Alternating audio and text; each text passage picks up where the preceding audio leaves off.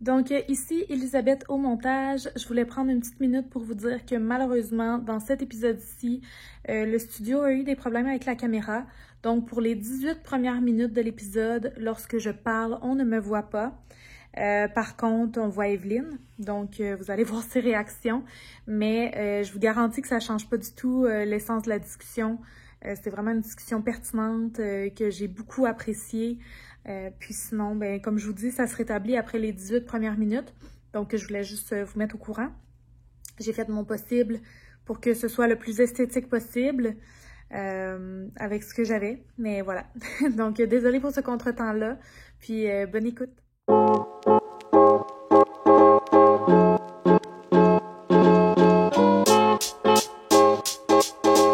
Bienvenue à un nouvel épisode d'Inspire-toi. Aujourd'hui, je reçois Evelyne Auger. Allô, Evelyne? Salut, ça va? Ça va bien, toi? Oui, merci de me recevoir. Ah, merci à toi d'être ici. T'es aussi connue sous le nom de La Fraîche. Oui. Oui. Evelyne, en fait, tu es autrice de 2 livres de recettes. T'as un web magazine, tu fais des conférences, puis t'es aussi créatrice culinaire. Exact. Ça fait beaucoup dans ton chapeau. Beaucoup de chapeaux différents pour dire que je fais de la cuisine végétarienne, en fait. Oui. Tu sais, c'est ça comme souvent les gens me demandent qu'est-ce que je fais, puis c'est ça que je finis par dire d'emblée parce que des fois c'est un peu abstrait. Tu sais, de dire que je suis créatrice culinaire, les gens sont comme, ça mange quoi en hiver, une créatrice culinaire? Fait que je spécifie tout le temps que je fais de la cuisine végétarienne. Oui. Fait que comme ça, après ça, les gens, ah, OK, puis comme de quelle façon? Fait que c'est là que je peux parler de mes autres chapeaux. Exactement. Puis juste pour l'information d'aujourd'hui, on est 2 végétariennes. Toi, t'es végétarienne aussi? Oui. OK, 100%. Oui, ça fait-tu longtemps, toi? Moi, ça fait... ça va faire pas loin... Ça va faire 5 ans, je pense, en janvier. OK. Moi, ce mois-ci, ça va faire 10 ans. Hey, ça va vite! Ouais, vraiment! Fait que, avant qu'on commence, j'aimerais ça que tu te présentes un peu, que tu me parles de ton parcours, les études que tu as faites, ce qui t'a mené aussi à la cuisine, à être végétarienne. Oui, bien dans le fond, moi j'ai un bac en enseignement au préscolaire et au primaire. Okay. Donc je suis fièrement diplômée enseignante et à toutes les fois on dirait que j'ai le goût de m'excuser à cause de la pénurie présentement d'enseignants. Je suis comme je ne fais pas ça de ma vie. Mais sur mon chemin, pendant mes études universitaires, est arrivée Geneviève Evrel, que plusieurs connaissent, qui est une entrepreneure extraordinaire, qui a l'entreprise Sushi à la maison. Oui. Puis elle cherchait une nouvelle chef à domicile pour son entreprise, une Miss Sushi comme elle l'appelle, des filles sur la route qui vont cuisiner ses bouchées. Puis j'avais jamais vraiment fait de sushi de ma vie, mais je commençais vraiment mon intérêt envers la cuisine parce que j'étais végétarienne depuis quelques années. Puis le fait d'avoir changé mon alimentation, veux pas, ça m'a demandé je voulais m'assurer de rien manquer. Puis à l'époque, il y a 10 ans, il y avait vraiment moins de produits végétariens. Puis, tu sais, c'était comme un peu plus méconnu comme milieu. Fait que je me suis mis vraiment à lire beaucoup, puis à faire beaucoup de tests en cuisine. Fait que je m'amusais, puis je prenais en photo mes recettes. Puis ben c'est d'amis en amis qui se sont parlé. C'est vraiment du bouche à oreille qui a fait que j'ai obtenu cet emploi-là, puis que j'ai été formée comme chef sushi, que j'ai appris à faire des sushis, puis que j'allais partout, pas mal au Québec, cuisiner pendant 5 ans. Fait que j'ai fait ça sur la route. Puis ça a vraiment été mon immersion dans vers mon intérêt pour la cuisine parce que je savais vraiment pas que j'avais cet intérêt-là dans la vie avant de devenir végétarienne. Puis c'est vraiment en faisant ça, puis en continuant de mon côté à créer des recettes pour le fun, genre vraiment chez nous. Puis je suis vraiment geek de tout ce qui touche à la bouffe, à l'alimentation, à la nutrition. J'aime vraiment ça. Je dévore, c'est un mauvais jeu de mots, mais genre je dévore toutes les infos puis les livres à ce sujet-là, les documentaires, etc. Fait que j'avais emmagasiné full d'informations. Fait que partout où j'allais, puis dans mes emplois que j'ai eus, tu sais, j'étais tout le temps enclin à parler de bouffe avec le monde, puis de ce que je mangeais. Puis tu sais, des fois, je mangeais des puddings de chia, puis les gens étaient comme « Qu'est-ce que tu manges? » Tu sais, ils regardaient ma boîte grise, ils étaient comme « Qu'est-ce que tu manges? » Fait que j'en parlais, puis j'expliquais, tu sais, « Ah, c'est tel aliment, puis tu sais, on mange ça pour telle façon, ouais, c'est riche en protéines végétales. » Là, les gens « Ah ouais, ça existe. » Fait que comme, j'en parlais beaucoup, puis mon père m'a dit « Hey, Evelyne, tu sais, Sushi à la maison, c'est hot. C'est une entreprise comme à domicile. Tu devrais te partir à un traiteur végé. Tu sais, à domicile. Là, je suis là, papa, c'est de la job, tu sais. Puis comme, je connais personne, tu sais, de quelle façon je vais pouvoir aller me trouver des clients. Fait que j'avais déjà quelques recettes en banque. Puis j'essayais de voir de quelle... Je trouvais que c'était pas bête comme concept, tu sais. Et comme tu verbalises vraiment bien l'alimentation, tu sais, tu devrais vraiment faire ça. Puis là, je suis comme, OK, qu'est-ce que je pourrais faire? Je pourrais peut-être me partir un blog. Fait que, tu sais, il y a justement, en 2016, je me suis dit, ça pourrait être une bonne idée. C'était vraiment, tranquillement, on avait un 3 fois par jour qui existait, là, tu sais, puis j'avais 2-3 blogs que je suivais au Québec. Je trouvais ça super intéressant. Fait que j'ai fait, OK, je pourrais mettre là-dessus des recettes, du contenu en lien avec je trouve que c'est comme une culture, la culture végétarienne et végane. Oui. Fait que, tu sais, des trucs en lien avec l'alimentation pour donner de l'info aux gens qui puissent avoir une place où trouver des informations. Fait que j'ai travaillé fort là-dessus. Puis en 2016, j'ai lancé mon blog pour le fun en me disant, hey, si ça marche, je verrai qu'est-ce que je fais. Puis sinon, j'aurais eu du fun. Puis, tu sais, moi, quand j'étais jeune, j'avais tout le temps des skyblogs puis des pixos, là, je sais pas, pour ceux qui nous écoutent, si vous connaissez cet univers-là, mais je tripais. J'ai tout le temps fait ça. Fait qu'on dirait que c'était naturel pour moi de faire ça. Puis j'ai lancé La Fraîche en septembre 2016. Ça m'a pris du temps, là. Je voulais vraiment avoir un bon nom puis un bon concept pour mes affaires. Mais, puis là, en ce moment, c'est ça ma job. Fait que La Fraîche, c'est vraiment cool. Merci. Où t'en es venue à avoir cette idée de nom-là? Hey, genre, j'y pensais sous ma douche, là. Tu sais, je me lavais, puis j'étais comme, comment... Je voulais vraiment un bon nom. Puis, tu sais, on dirait que tous les blogs dans cette époque-là, c'était genre cocon et bikini, ou genre, je sais pas, des affaires de jeux de mots. Tu sais, je voulais pas que ça sonne quétaine, genre verdure, je sais pas quoi, que ça fasse trop grano, là, comme concept. Puis dans la vie, je suis quand même quelqu'un qui a un bon sens de l'humour, puis que, tu sais, je voulais vraiment que ça se démarque, puis que les gens, quand ils voient le nom, ils fassent comme, c'est quoi? Puis qu'elle a le goût de cliquer dessus, tu sais. Fait que je cherchais full, puis je brainstormais tout le temps. Puis un après-midi, avec mon amie Audrey, on était dans la piscine chez elle. Puis là, elle fait là, Evelyne, là, on va vraiment brainstormer, là. Ne faisons rien d'autre que ça à deux, puis pitchons plein de noms, puis comme on va faire des sélections. Fait que là, on faisait des longueurs dans la piscine, puis là, on collait toutes sortes d'affaires. Puis à un moment donné, tu sais, j'avais dit, je veux que ça sonne comme frais, fraîcheur, je sais pas quoi. Elle dit, hey, tu sais, mettons, là, tu voulais avoir un hashtag associé avec ta business, tu pourrais comme avoir le hashtag faire sa fraîche, puis comme, tu sais, quand le monde, ils font tes recettes, puis genre, ça pourrait comme s'appeler La Fraîche. Puis là, j'étais genre, c'est pas bête, tu sais. OK, on garde ça. Puis finalement, tu sais, j'ai vraiment gardé ça. J'avais comme un trio à la fin de noms.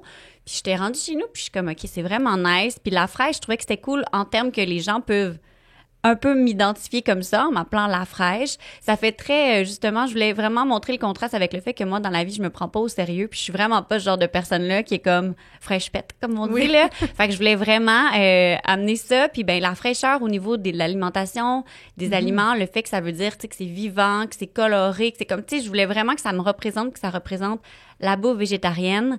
Je voyais pas de meilleur nom. Fait que j'ai fait, OK, ça va être ça. Puis là, j'ai fait faire un full beau logo par un garçon que je connais qui vient de ma région du coin de Repentigny. Puis comme on dirait que tout s'est enclenché. Puis là, une fois que j'ai eu l'identité, ça a vraiment permis de construire tout l'univers derrière ça puis de faire mon entreprise puis mon site web ensuite. Oui, j'ai l'impression qu'une fois que tu trouves ton nom, toutes tes idées déboulent ensuite. Vraiment. Parce que quand tu te restreins à dire comment je vais appeler ça, ça, c'est comme si tu bloques tes idées parce que c'est un peu la même chose qui est arrivé pour mon podcast. Hey, c'est vrai, j'avoue. Ça fait longtemps que je voulais un podcast. Puis là, au début, j'étais comme, j'ai le goût de parler de voyage. Mais là, après ça, j'étais comme, je veux pas juste me limiter à ça. Fait que là, en bout de ligne, tu t'en vas où avec ça, tu sais? Exact. Tu sais, faut que tu essaies d'avoir, c'est ça que je voulais, puis c'est bon ce que tu dis. Je voulais vraiment avoir un nom qui sonne, tu sais, qui peut avoir un lien avec l'alimentation végétarienne, mais qui me restreint pas à justement véger quelque chose. Tu sais, je voulais vraiment pas que ça soit juste ça. J'avais envie de créer un univers plus large. Fait que c'est pour ça aussi que je voulais vraiment pas que mon nom soit, comme tu dis, tu sais, toi, si ça avait été comme 2 billets d'avion, je sais pas quoi, ou tu sais, comme ça.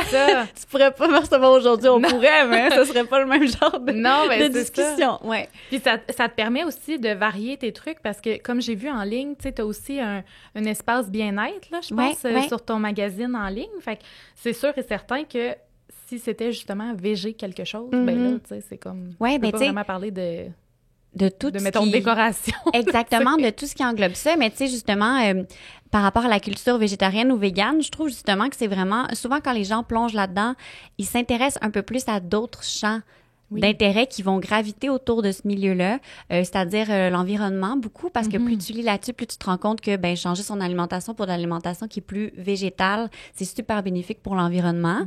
Fait que tu sais, moi... Je suis écolo dans l'âme, là, vraiment. Puis je trouvais que c'était important de mettre en lumière des trucs aussi. Puis il y a moyen d'être écolo puis d'avoir une pensée pro-environnement sans être nécessairement grano puis tomber dans comme je m'habille juste en jupe en terre cuite, puis comme, tu sais, genre, je sais qu'on est rendu tellement plus loin aujourd'hui avec ça, mais, tu sais, je voulais vraiment pouvoir créer cet univers-là, puis donner aux gens la chance de découvrir cet univers-là, même s'ils sont pas végétariens ou véganes. Fait que c'est pour ça que je trouvais important, puis c'est pour ça que j'ai transformé. Avant, c'était un blog uniquement bouffe. Au départ, c'était même un blog de cuisine pesco-végétarienne. Donc, il y avait une section poisson, fruits de mer. Okay. Parce que c'est comme ça que moi, j'ai fait mon cheminement vers l'alimentation végétarienne. Fait que j'avais une section de poisson, fruits de mer, de pêche responsable. Fait que je faisais des recettes de poisson, fruits de mer encore au début. Puis après ça, ben, j'ai donné une nouvelle identité au magazine en 2019. Puis c'est devenu un magazine en ligne parce que je trouve justement que ça se consulte un peu comme on ferait avec un magazine papier. Puis ben, on peut envoyer un format infolettre une fois par mois. Donc, les gens ont tous les contenus qui auraient pu manquer dans leur boîte courriel. Puis ils peuvent vraiment faire la lecture, prendre le temps avec un café. Tu sais, je monte des belles infolettres du mois. Puis comme je donne toutes les infos, les recettes, puis les articles aussi. Parce que je trouve important qu'il n'y ait pas juste de la cuisine puis qu'on puisse justement traiter d'autres sujets. Oui, puis ça se partage mieux aussi. Tu sais, si moi, je fais une recette, là, je l'envoie à mon ami, hey, il va voir ça, tu sais, ou ça peut être intéressant. Puis là, tu dis, dans le fond, au début, tu étais un blog plus pesco-végétarien. Ouais. En ce moment, est-ce que tu manges encore du poisson? Eh, bon Dieu! Vraiment, pour de vrai, je pourrais le compter sur ma main. Dans la dernière année et demie que j'ai mangé du poisson puis des fruits de mer, c'est vraiment... Puis là, c'est un scoop, tout le monde. Mais, tu sais, c'est si, mettons, je vais... dans ma belle famille ou chez ma grand-mère, puis que ils font une lasagne aux fruits de mer, là, tu sais. Je comprends. Veux pas, des fois, je fais comme OK. Mais souvent, maintenant, les gens le savent que je veux plus. Il y a eu une période où est-ce que, justement, vu que j'en ai mangé longtemps, les gens savaient plus trop. Ma sœur, elle en consomme encore. Elle est végétarienne aussi. Puis on est 2 dans la famille. Fait que, tu sais, elle en consomme encore poisson, fruits de mer. Fait que des fois, mes parents étaient comme plus enclins à vouloir cuisiner ça. Puis il y a des fois que j'étais comme, mais moi, je prendrais, tu sais, pas de poisson. Fait que même des fois, quand on fait puis ma règle d'or, c'est si j'ai l'option de pas manger de poisson, qui est vraiment plus facile maintenant, là. Je vous dirais qu'avant, quand j'allais au restaurant, mettons, il y a 5 ans, si tu voulais un plat qui était pas à la viande, c'était uniquement des plats poissons, fruits de mer. Oui. Fait que souvent, c'est pour ça que j'avais continué. En fait, quand j'ai commencé, c'est pour ça que je le faisais, parce que j'étais comme, je veux pas juste manger des patates frites à chaque fois que je vais au resto. Ça serait le fun d'avoir un peu de protéines. Mais plus ça s'est ouvert, l'offre en restaurant, puis même maintenant, partout en épicerie, plus c'est facile pour moi d'avoir une option. Fait que maintenant, quand il y en a sur une table, j'en prends pas. Si j'ai l'option, si j'ai plein de bouffe végé, je mangerai pas de poisson du tout. J'en achète pas. Puis, tu sais, cette année, qu'est-ce que j'ai mangé? J'ai mangé une fois du homard au printemps, pendant la saison, justement. Fait que c'est comme mon petit, ma petite tricherie, là. Je vous dis, je vous donne des scoops, là. Les gens le savent pas. Des fois, je suis comme, prenez-moi pas en photo. Faut pas que mon le sache. Mais je mange du homard une fois par année. J'essaie de manger aussi du crabe de neige une fois par année. C'est vraiment les 2 choses auxquelles je tiens. Puis si j'en mangeais pas, je serais correcte aussi, là, je le forcerais pas. Mais sinon, non, j'en mange jamais. Jamais. On n'en achète plus, on n'en cuisine plus à la maison. Puis il y a tellement d'options maintenant. Puis ce qui était difficile aussi avant, c'était pour des sushis, là. Genre, je viens de l'univers du sushi aussi. Quand je travaillais pour sushi à la maison aussi, je veux pas, je mangeais sur la job. Fait que je mangeais des fois un peu de poisson, fruits de mer qu'il y avait. Mais maintenant, il y a tellement une belle offre de sushis végétariens que comme... pour de vrai, j'ai aucun intérêt à aller manger des sushis au poisson parce que ceux qui sont sans viande sont tout aussi bons. Fait que mon plaisir est là puis je suis vraiment contente. Ouais. Mais moi, ça a été vraiment ça. Quand je suis devenue végétarienne, ça a été vraiment graduel. Puis je pense que la majorité des végétariens font ça. Tu sais, ils coupent une viande à la fois. J'essayais de remplacer quelque chose que j'aimais par l'équivalent, mais en végétarien. Ouais. Puis tu sais, des fois, ça peut être long là, de trouver, mettons, l'équivalent que tu te dis « Hey, ça, là, ça m'apporte justement le même plaisir à le manger que quand je mangeais de la viande. » Puis tu sais, en bout de ligne, j'ai fini par être capable de tout remplacer.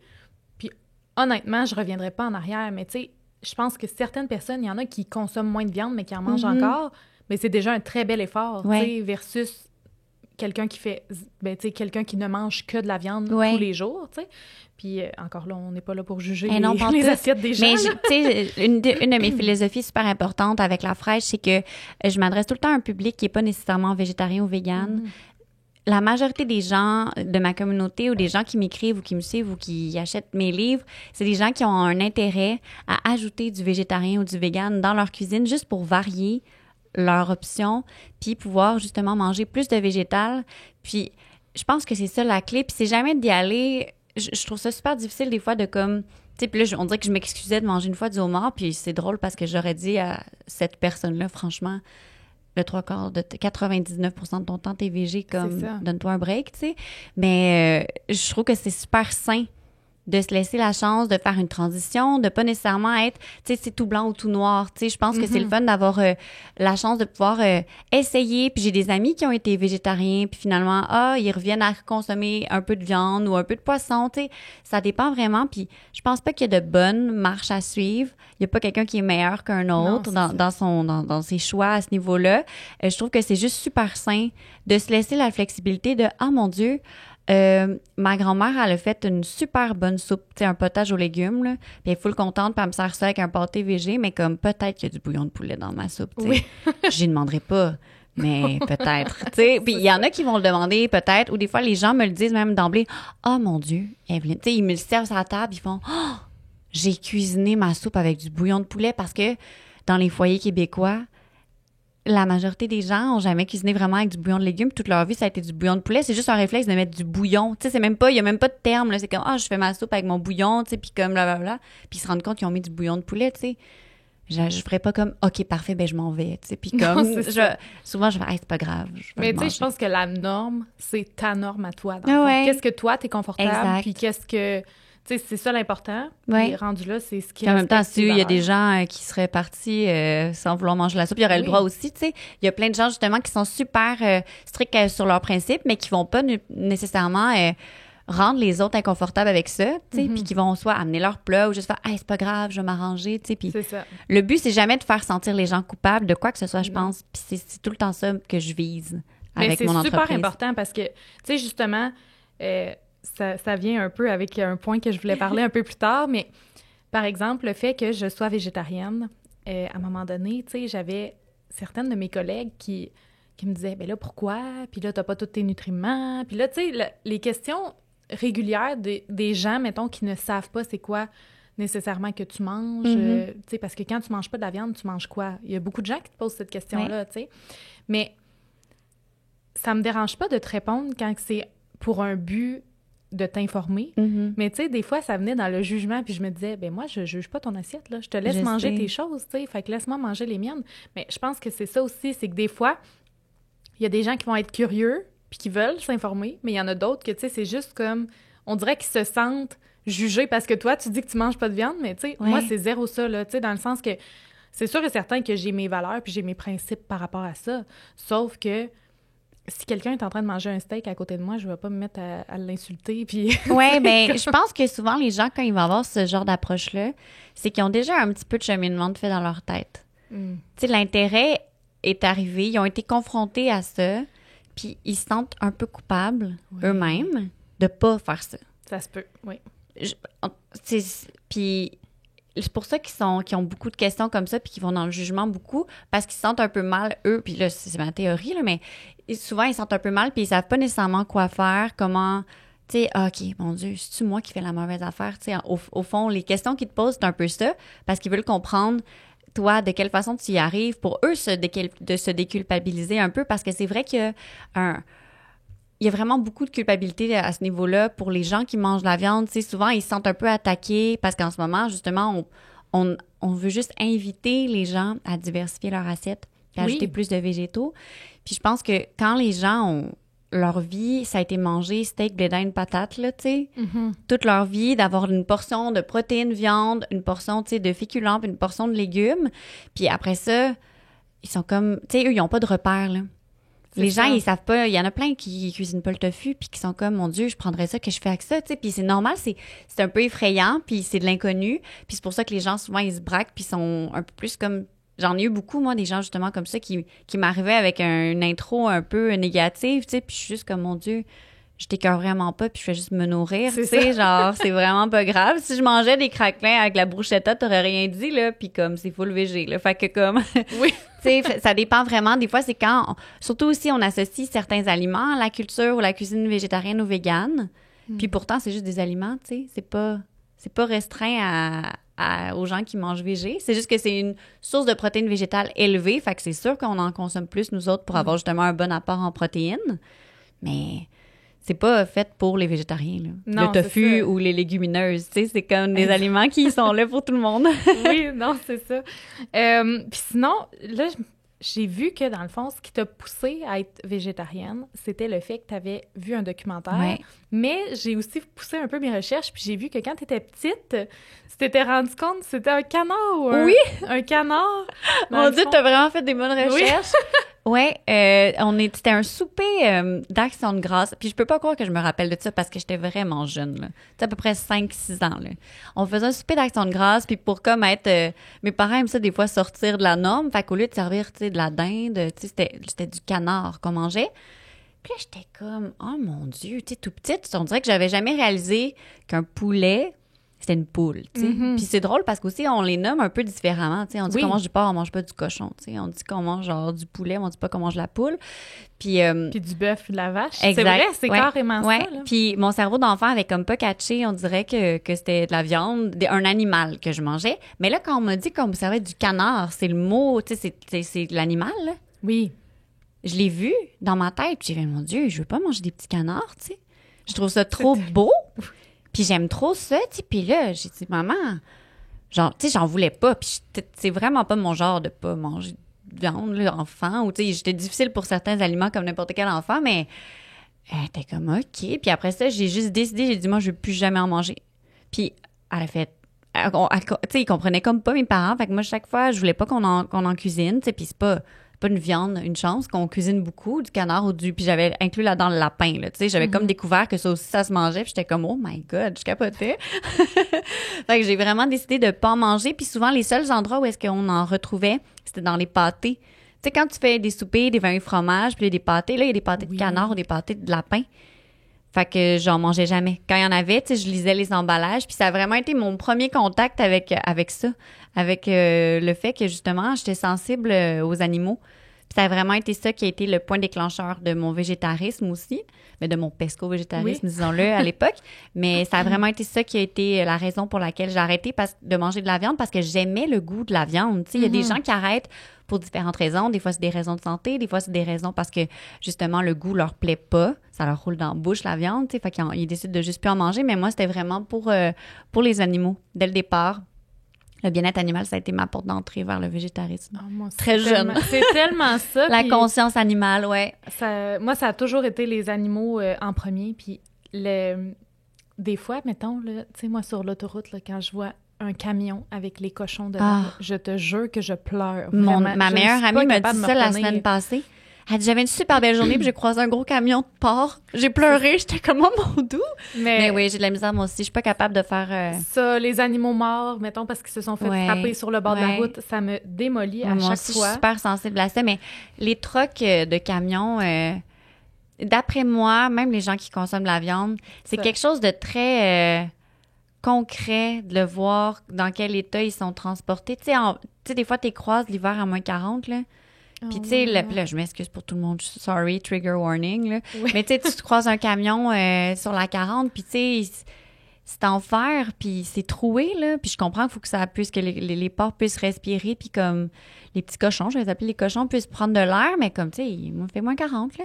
Ah oui. Ils sont tout entassés là-dedans, puis, ouais, donc, on sait où ils s'en vont, tu sais, comme, c'est vraiment rough, là. C'est une image très difficile. Ouais, moi aussi. Depuis toujours, j'ai jamais été capable. Quand on les croise, je mets ma main. Tu sais, comme je mets ma main pour cacher le camion. Mais encore une fois, c'est un peu de fermer les yeux sur la situation puis de pas vouloir voir ça, tu sais.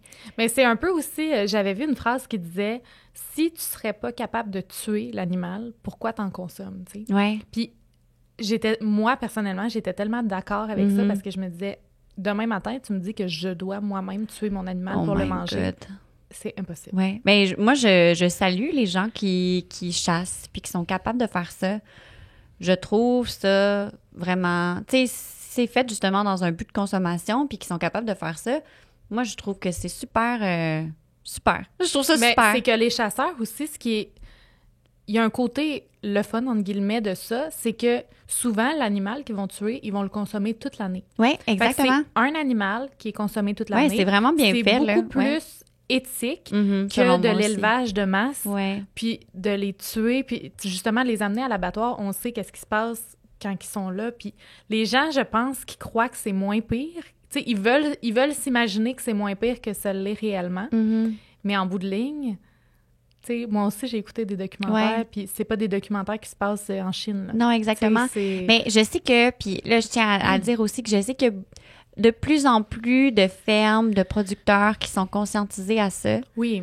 Parce que, tu sais, l'industrialisation alimentaire du milieu de l'agroalimentation, ça s'est fait vraiment intensément pour justement permettre d'avoir, tu sais, de la viande à tous les soirs, si tu veux, dans ton assiette, ce qui n'était pas ça à l'époque, avant. Fait que je sais que c'est arrivé puis que tout le monde est embarqué dans l'aventure, tu sais, en se disant, OK, mon Dieu, ben on investit là-dedans, le gouvernement investit là-dedans, ça fait longtemps, là, tu sais, mais de rendre ça vraiment industrialisé pour produire beaucoup de viande, pour que tout le monde ait assez de bouffe. Puis je peux comprendre que c'est super, là, tu sais. Personne n'a envie de manger, d'avoir faim, là, tu sais. Puis là, on recule au temps de la guerre que je parle, là, tu sais, ça c'est arrivé après la Deuxième Guerre mondiale, l'industrialisation, mais, tu sais, avant, t'étais tout le temps un petit peu à risque d'avoir faim. Oui, c'est ça. Fait que je peux comprendre que les gens sont embarqués à pieds joints dans ce projet-là d'avoir de la viande, tu sais, parce que t'as une source alimentaire, tu sais, qui te soutient, tu sais, protéinée, tu sais, comme, je comprends. Puis de plus en plus, c'est ce que je voulais dire, c'est que désormais, il y a des producteurs qui changent vraiment leurs pratiques, puis qui dérogent de, tu sais, ce que j'ai vu, moi, il y a 10 ans, qui me fait devenir végétarienne, qui s'en vont ailleurs, puis que oui, ils veulent continuer à produire de la viande, mais avec un respect de l'animal, puis de la façon dont il est traité. Veut pas, il y en a plein d'autres encore. Une fois, c'est une industrie, là, faut pas oublier ça.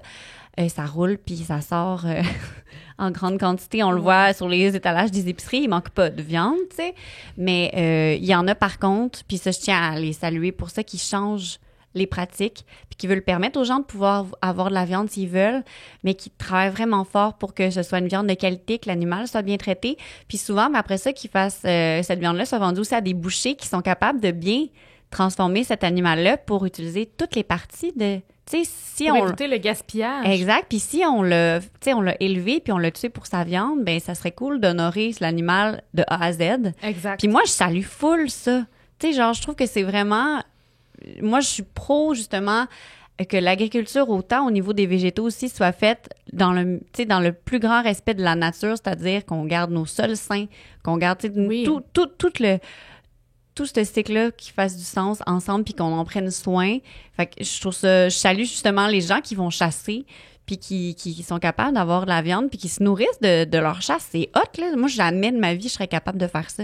Non, parce que je suis trop sensible aux animaux.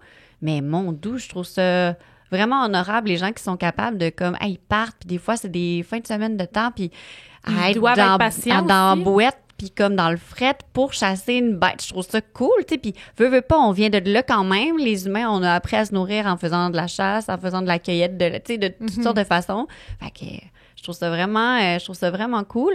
Puis je sais pas, tu sais, des fois, on me l'a posé la question, tu sais, si, je sais pas, je vais te la poser à toi, en fait. Oui. Si quelqu'un chassait, puis te recevais à souper, puis il avait chassé un cerf, en mangerais-tu de sa chasse? Pour être honnête, non. OK. Moi, je suis quand même...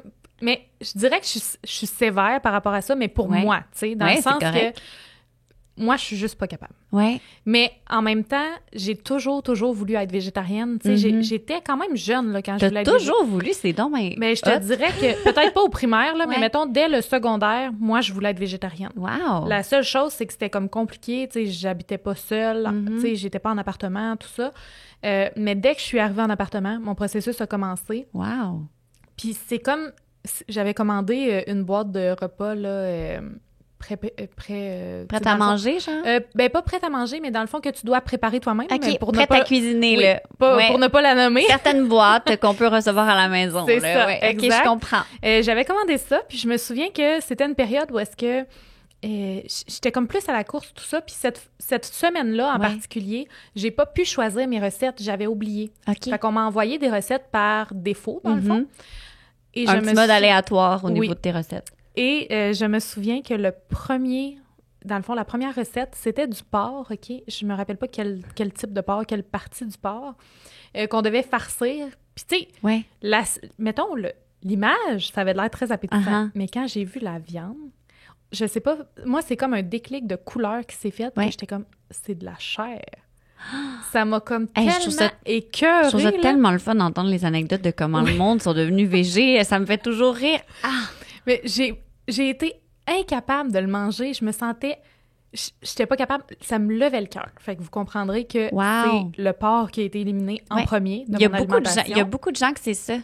Ensuite, ça a été le bœuf. Ouais. J'ai fini par le poulet et ensuite les fruits de mer et les poissons. Mm-hmm. Mais moi, ça a vraiment été ça, mon déclic. Puis aujourd'hui, tu sais, je te dirais que c'est rare que je vais manger chez d'autres gens, là, tu sais, à part des amis, mettons, mais les gens chez qui je vais manger, ils le savent. Mm-hmm. Puis je n'impose pas, par exemple, le fait que je sois végétarienne. Tu sais, souvent, mettons, j'ai un de mes amis avec qui on écoute les Oscars chaque année. Puis pour ça, on les écoute chez ses parents parce que ses parents ont le câble. Fait que chaque année, ses parents me reçoivent. Mais sa mère fait une recette végé chaque année pour me recevoir. C'est vrai, c'est donc bien fin. Tu sais, elle est tellement fine. Elle prend la peine de chercher quelque chose. Tu sais, elle fait pas juste me faire... tu sais, des pâtes sauce rosée, là, tu sais, elle va vraiment aller chercher quelque chose. Elle va sortir de sa zone de confort un peu pour toi. Vraiment. Ah, ça, c'est chouette. Puis je l'apprécie toujours quand les gens font ça. Tu sais, c'est tout le temps apprécié, mais si c'est pas possible, moi, ça me dérange pas d'apporter mon lunch, mettons, là. Je préfère faire ça. Tu sais, je le dis, je veux pas m'imposer, je veux pas chambouler votre horaire, je vais apporter mon lunch. Mais tu sais, souvent, les gens vont dire, ben non, là, tu sais, je vais te trouver quelque chose, tu sais. Puis ça, je l'apprécie tout le temps. Ouais. Puis je trouve ça le fun parce que ça l'ouvre. Je trouve que ça montre une ouverture chez les gens de faire comme, OK, je respecte sa décision, tu sais. Oui, absolument. Fait que ça, j'aime vraiment ça pour ça. Mais je suis toujours épatée aussi de voir... je suis toujours contente, en fait, de voir les gens qui vont sortir un peu de leur zone de confort culinaire. Puis ce qui est le chouette avec ça, c'est que ça leur permet de faire des découvertes de nouvelles techniques. Oui. Ou de nouveaux ingrédients, pas nouveaux, mais d'ingrédients qu'ils utilisent moins souvent, puis de voir de nouvelles façons de les apprêter. Puis après, ce qui est le fun, c'est que cet intérêt-là vers la cuisine végétarienne va se faire un peu plus naturellement parce que tu vas avoir été une belle porte d'entrée pour eux à devoir trouver une alternative différente, surtout s'ils ont envie de se pousser parce que, tu sais, les pâtes sauce rosée, on est full contente aussi là, d'en manger, mais c'est vrai que c'est impressionnant quand tu vois quelqu'un qui t'a vraiment fait un plat qu'on va mettre des guillemets végétarien, tu sais, qui met de l'avant un aliment plus végétarien, mettons de la protéine végétale texturée, là, de la PVT, que plein de gens doivent pas savoir exactement ce que c'est, mais c'est, tu sais, si quelqu'un cuisine avec ça, justement, vu que c'est quelque chose d'un peu plus niché au niveau des produits, c'est le fun, mais sache que eux, après ça, il y a de bonnes chances qu'ils vont reproduire ça dans leur vie. Oui, absolument. Qui vont sûrement se cuisiner un plat végétarien parce que tu vas avoir été là un soir, puis ils vont avoir testé de quoi, ils vont avoir trouvé ça bon, parce que c'est tout le temps bon. C'est ça. Puis ils vont se dire, ah, mon Dieu, après, j'étais donc bien, ça a été full facile à digérer. Hey, cette semaine, on essaie, il nous en reste encore un peu là, de PVT dans le garde-manger, on essaie une recette, puis ils vont se faire quelque chose végétarien sans même qu'il y ait quelqu'un, un invité qui leur impose le fait de cuisiner ça. Ça va devenir, tu sais, juste un plat de plus dans leur semaine qui est différent. Ce qui arrive aussi, c'est que j'ai l'impression que des fois, les gens vont penser... Tu as les deux types de personnes. Tu as ceux qui pensent que parce que tu es végétarien, tu manges ultra santé. Mm-hmm. Mais on s'entend que je pourrais manger des toasts à tous les jours. Hier soir, j'ai mangé plein de pizzas puis de frites. Tout le monde. C'est ça. Puis on s'entend que c'est pas nécessairement santé de manger que ça. Exact. Mais tu as aussi ceux qui vont dire, ben là, qu'est-ce qu'elle mange? Fait qu'ils vont penser que tu manges juste de la pizza au fromage, puis des frites, puis des choses comme ça. Mais c'est comme... Quand ils voient ce que tu manges ou quand ils découvrent ces recettes-là, ils se rendent compte qu'il y a possibilité que ça soit sain, bon, puis que tu te sentes nourri. C'est pas juste un peu comme tu parlais tantôt, les restaurants, là. Tu sais, dépendamment de la région où est-ce que tu es, des fois, il y a des restaurants qui n'ont pas beaucoup d'options. Vraiment. Tu sais, tu vas arriver puis tu vas avoir une salade que je dis tout le temps avec 2 rondelles de concombre puis une tomate. C'est tout. Pas de protéines à l'intérieur. C'est ça. Puis pas beaucoup de légumes nécessairement. Puis c'est sûr que après que j'aille manger ça, je suis pas différente des autres. Moi aussi, c'est sûr que j'ai faim. C'est sûr et certain. Exact. Mais tu vas arriver dans d'autres restaurants qui sont pas nécessairement des restos végétariens, mais qui ont l'option végétarienne, mais qui ont poussé un peu plus la réflexion, que tu te dis « Wow, ça, c'était bon. » Vraiment. C'était vraiment... Exemple, je suis allée en Gaspésie cet été, OK? J'ai découvert... Ils ont fait des rillettes, OK? Avec des lentilles. C'était incroyable comment c'était bon. J'en revenais pas comment c'était bon. Puis moi, j'ai jamais été une passionnée de la cuisine, OK? Je dis tout le temps que je n'aime pas cuisiner, mais je me rends compte dernièrement que je commence à aimer ça davantage parce que plus j'essaye des recettes, plus je suis comme « Hey, c'est bon ça! » Puis justement, je me sens bien quand j'ai mangé. C'est plus ramasser tout ça après qu'il Ah dérange. ouais, je sais, mais moi, je vais saluer mon chum Guillaume. Merci beaucoup pour la vaisselle, mon amour. Je fais ça tout le temps, moi, c'est ça ma vie, tu sais. Mais regarde, tu cuisines, il fait la vaisselle, Ouais, belle... c'est vrai que c'est l'étape la moins nice, faire la vaisselle après, là. C'est ça. Mais quand tu vois que ton plat, il est beau, Ouais. il a l'air bon, il est bon, c'est le fun, là, tu sais. Je sais pas si pour toi, ça fait la même chose. Moi, ce qui me rend vraiment heureuse quand je fais manger, c'est de pouvoir le partager avec une seule personne ou plus. Tu sais, pour moi, je vais faire comme en ce moment, il y a beaucoup la trend, là, les girl dinner, là, tu sais. Oui. Un ramassis de petits cossins. Ça me convient, moi, tu sais, des craquelins avec une dip puis des légumes un peu random. Tu sais, sans monter un beau plat, tu sais, genre un bol d'abondance, là. Je vais m'en faire des fois, là, mais c'est plus le fun, je trouve, de monter des plats un peu plus complexes. Oui. Quand tu peux le partager avec ta famille, tes amis, tu sais, ou quand t'as un conjoint ou une conjointe à la maison, genre, c'est vraiment plus le fun et stimulant. Fait qu'au moins, puis aussi la vaisselle à deux, ça se fait mieux. Oui.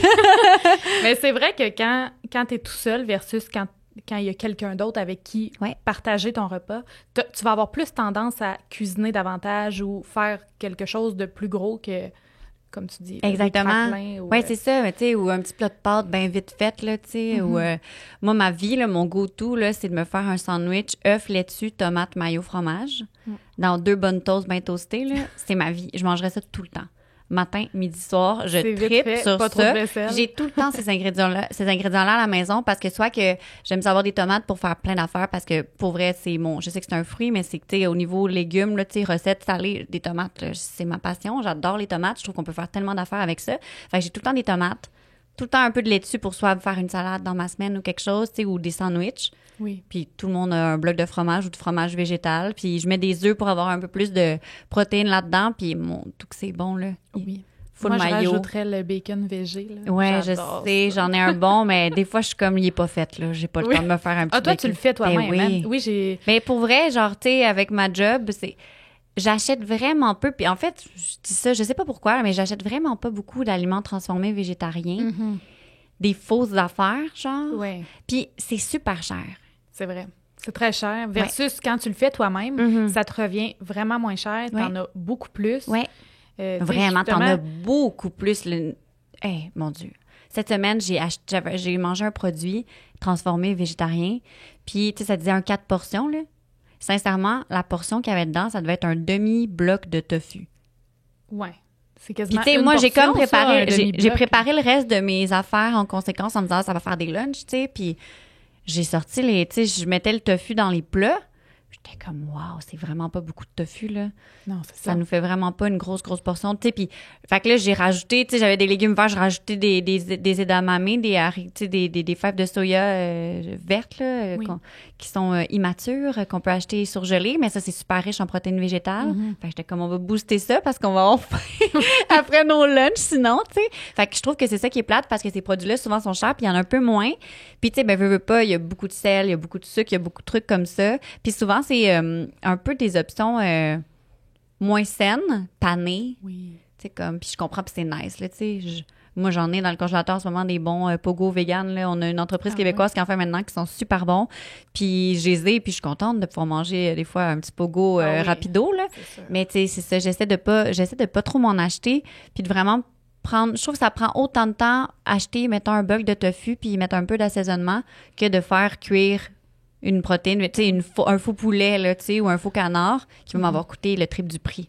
Non, ça, je suis entièrement d'accord. C'est vrai que des fois, là, tu sais, j'ai l'impression que je commence à faire un peu plus les trucs. Oui, mais c'est quoi? Hey, fois... si tu fais bien, là, je suis là, genre, excuse-moi, moi, je fais mes affaires, là, mais tu sais, trucs. Mon Dieu, c'est parfait d'acheter les options déjà toutes faites. Oui. Je trouve ça génial. Là. Mais ça dépend c'est lesquelles. Ça sauve du temps, là. Ouais. Il y a certaines aussi, des fois, je vais goûter à des choses, je vais être comme, ah, ça, j'aime moins ça. Comme... C'est tellement touché. Tu trouves pas d'acheter de quoi à l'épicerie puis de jamais y avoir goûté? Oui, bien, c'est sûr. Parce que j'aurais le goût, mais je vais-tu aimer ça? Puis, tu sais, être végétarien, c'est carrément réapprendre à manger, là. Vraiment. Parce que quand t'es jeune, tu sais, toi, t'as été élevé à manger de la viande. Moi, j'ai été élevée à manger de la viande. C'était ça, les repas. Connaît, nos références sont là. C'est ça. Ouais. Mes références, mettons, mon bœuf bourguignon. Exact. C'est du bœuf bourguignon. Mon salami. Comment je le fais, mon bœuf bourguignon, maintenant? Mettons, j'ai le goût de manger ça. Mais tu sais, là, j'ai essayé dernièrement une recette de tempeh bourguignon. Oui. C'était quand même bon, mais je te dirais que la recette que j'ai essayée, je suis pas sûre que je vais refaire celle-là. Okay. Mais, tu sais, c'est ça aussi, c'est qu'il faut se J'ai permettre... un excellent mijoté en passant tout le monde, si jamais ça vous intéresse. Avec du tempeh. Très bon. Oui, mais c'est ça. Je pense qu'il faut se permettre aussi de dire, OK, cette recette-là, elle a été moins bonne, mais c'est pas grave, je vais la réessayer la même, mais avec une autre recette. Tu sais, je vais réessayer de faire le même plat. C'est ça, c'est que des fois en allant chercher ta recette ailleurs, parce que des fois, puis c'est normal, il y a tellement de recettes en ligne, puis tant mieux, c'est ça qui est le fun. Sauf que des fois, il va y avoir une façon d'apprêter, puis même dans la viande, ça doit être la même chose, là, tu sais, ça fait longtemps que j'ai pas cuisiné de la viande, fait que je peux pas vous le confirmer, mais il doit y avoir des vraiment meilleures recettes de poulet mariné ou de poulet XYZ versus une autre que tu retrouves en ligne. Fait qu'au niveau des recettes végé, c'est la même chose.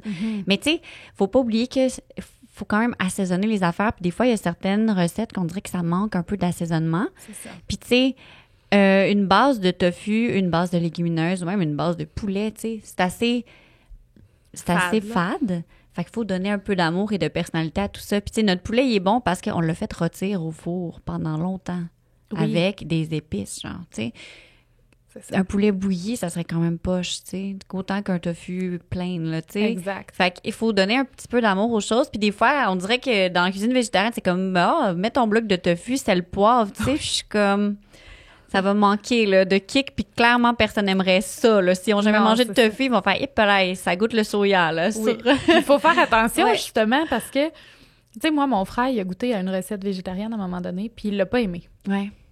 Mais là, c'est comme s'il s'est dit, moi, j'aime pas ça, le tofu. Ça me déçoit dans ce temps-là. Mais non, là, tu sais, il y a d'autres... Dernièrement, j'ai fait un poulet au beurre version tofu. Ouais. Encore une fois, recette ratée. Ça fait comme 2 fois en 3 semaines que je rate... Ben, pas que je rate des recettes, mais que les recettes que je prends... Finalement, tu sais, le tofu au beurre, là, ça goûtait... Qu'est-ce que t'as pas aimé? Moi, c'est ça qui m'intéresse. Ça goûtait l'eau. C'était zéro goûteux, là. Ah, mon Dieu! C'était pas bon, là. Oh, mon fait que là, j'ai fait comme... Non, là, cette recette-là, ça ne marche pas. Je vais en trouver une autre. Mm-hmm. Mais tu sais, c'est ça, c'est d'adapter puis de faire comme, OK, celle-là, je l'ai pas aimée, mais c'est pas grave. Ça fait pas en sorte que je n'aime pas le tofu. Parce que, exemple, quand les gens mangent de la fondue, moi, je mange de la fondue avec mon tofu, là, bien ordinaire, que je fais juste tremper dans de la sauce. Puis ça donne un goût, tu sais. Il y en a qui vont dire, mon Dieu, tu manges du tofu juste comme ça. Mais... tu sais, en bout de ligne, si toi, t'es satisfaite dans qu'est-ce que tu manges, c'est ça l'important, mais c'est vrai que les épices, c'est important. Ben, l'assaisonnement est vraiment fait toute la différence dans une recette, là, dans peu importe quelle recette, viande ou pas. Puis c'est ce qui est dommage, puis t'as raison, c'est quand les gens vont tomber sur une recette un peu plus ordinaire, puis vu que ça met de l'avant, encore une fois, un aliment qu'on associe à la cuisine végétarienne ou végane, ils vont dire « Moi, j'aime pas bon. » C'est ça. Puis... tu sais, j'ai une première expérience. Moi, ma première expérience avec le tofu a été atroce. Moi, le tofu, quand je suis devenue végétarienne, ben, que j'ai arrêté de manger de la viande, en fait, là, j'étais comme, je peux pas croire que je vais être obligée de manger ça. Tu sais, j'avais l'impression que j'allais être obligée de manger du tofu aussi. Il y a ça qui est rattaché, encore une fois, beaucoup. Le tofu, on l'associe énormément à la cuisine végé. Fait que j'étais comme, mon Dieu, mon dessin, ça va être le tofu, puis j'haïs ça. Tu sais, qu'est-ce que je vais faire? Parce que quand j'étais plus jeune, on a fait un souper. Encore une fois, à peu près la même époque que mon histoire de canard. On se fait un souper, ma mère, elle essaie de quoi? Elle essaie une soupe. Puis là, c'était vraiment tendance de faire aussi des plats un peu asiatiques à la maison. Puis on aimait ça. Fait que là, elle nous a fait une soupe wonton. Puis dedans, il y avait un affaire qu'on n'avait jamais vu. Tu sais, puis je sais même pas si c'est pas une soupe déjà toute achetée du commerce. Tu sais, vraiment, là, comme ça se peut très bien. Elle nous sert ça à mon père, ma soeur, moi et elle. Puis là, on reçoit notre bol, puis... on a des espèces de petits cubes blancs. Genre, visuellement, je le vois, là, je vois la scène dans ma tête. On a des petits cubes blancs qui flottent. Puis je suis comme, OK, tu sais, mais t'es enfant. On dirait que la forme est cool, tu sais. T'es genre, c'est vraiment funky. Tu sais, j'ai jamais vu une forme, tu sais, genre un cube dans mon assiette. Fait qu'on mange la soupe et c'était la pire soupe de notre vie. Le bouillon était horrible. Ça goûtait les vieux bas sales. Genre comme si t'avais fait tremper des bas dans de l'eau. Là. Wesh. Puis le tofu était plein. Oui. Fait que, tu sais, tout était pas bon. Puis là, tu croquais là-dedans. Puis la texture aussi était très mou, spongieux, puis il goûtait rien. J'étais comme, wesh, tu sais. Puis, fait que moi, mon cerveau a associé tofu beaucoup avec cette recette-là qui était vraiment pas bonne, là, la soupe. Fait qu'après, j'étais comme, je peux pas croire que je vais manger ça. Puis, aujourd'hui, on est chanceux parce qu'il y a des fabricants de tofu géniaux au Québec depuis à peu près 2-3 ans qui font leurs produits différemment. Puis que là, le tofu goûte bon. Puis le soya, il est bien sélectionné. Puis les ingrédients qu'ils mettent aussi. Fait que, aussi, c'est une saveur à découvrir quand on n'a pas beaucoup mangé de soya ou pas beaucoup consommé le lait de soya. Tu sais, ça a un arôme particulier, le soya, qui est très doux, mais qui goûte quand même quelque chose. Fait que c'est sûr que si on n'a jamais été confronté à ça, ben c'est sûr que c'est pas nécessairement... On va pas faire « Oh, wow! » Cette saveur. Tu sais, s'il est à rien, là, si on coupe une slice de tofu qu'on peut manger, parce que aussi les gens savent pas que du tofu, ça peut se manger tel quel, parce que c'est comme un fromage, dans le fond. Fait qu'ils peuvent en manger directement après l'avoir sorti de l'emballage. C'est sûr que c'est plate. Il y en a des bons, mais tu sais, ça, c'est que je suis rendue une connaisseuse. Puis je suis rendue que j'aime le goût du soya maintenant, parce que à force de l'avoir cuisiné aussi, puis de consommer du lait de soya, puis tout ça, tu sais, ton palais, il se fait à ce goût-là. Mais c'est sûr que quand c'est pas bien assaisonné, puis c'est à rien... Tu pars mal. Puis moi, quand j'ai parti ma démarche, j'étais comme, je peux pas croire que je vais manger ça. Puis la première recette que j'ai faite en tant que fille sans viande, j'avais fait des slices de tofu. Puis j'avais trouvé la recette sur Pinterest. C'était comme des slices de tofu qu'on enrobait dans des graines de sésame. On faisait comme juste comme les tamponner dans des graines de sésame. Puis on poêlait ça avec la sauce soya. Pour vrai, je me suis vraiment pas donné de chance. On dirait que j'étais comme, oh mon Dieu, c'est vraiment... Ça goûtait beaucoup, encore une fois, le soya. Puis là, ça me rappelait ma soupe atroce asiatique un peu au bas. Puis j'étais comme, oh my God.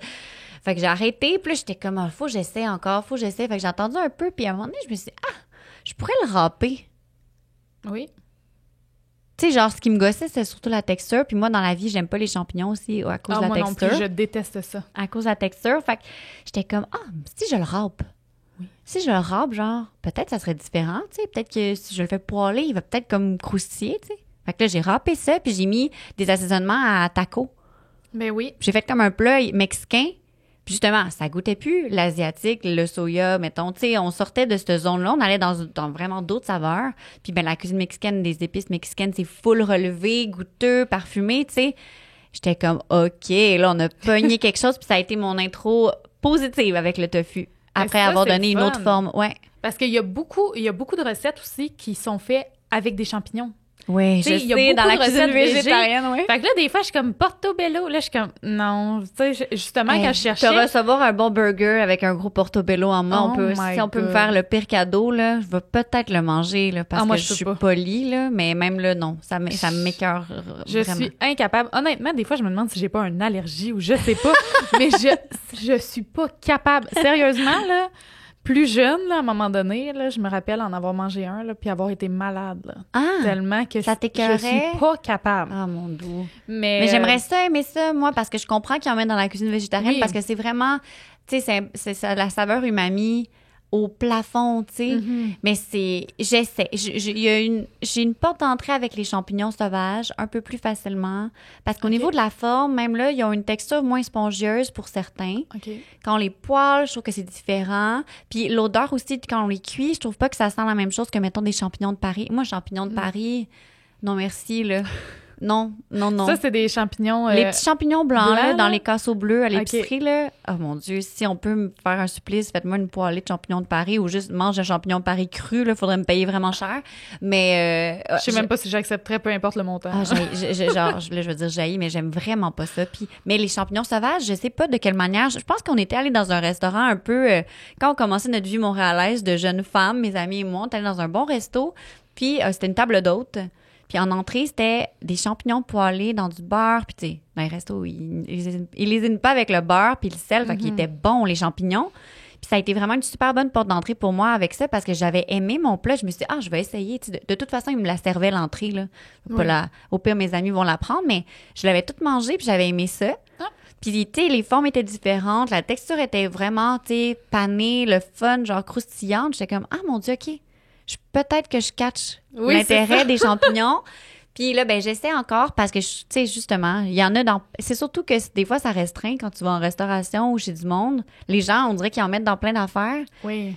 Puis là, je me sens tout le temps mal de faire « J'aime pas les champignons. » J'ai l'impression que j'ai 4 ans. Je suis végétarienne et j'aime pas les champignons. Tu sais, puis je suis intolérante au poivron. Fait que m'aimez-vous. Tu sais, comme, on dirait que j'arrive avec tous mes problèmes. Mais ouais, c'est ça. Les champignons, j'essaie. Par exemple... Je trouve juste ça plate des fois d'avoir des aliments que je peux pas manger, justement, vu qu'il y en a plein que je mange pas parce que je suis végé. Mm-hmm. Là, je suis comme, mon Dieu, genre, tu sais, ma liste, ça se rallonge. J'aimerais ça devenir, on dirait, une adulte, peut-être capable de tout manger. Mais ouais, c'est tough, les champignons.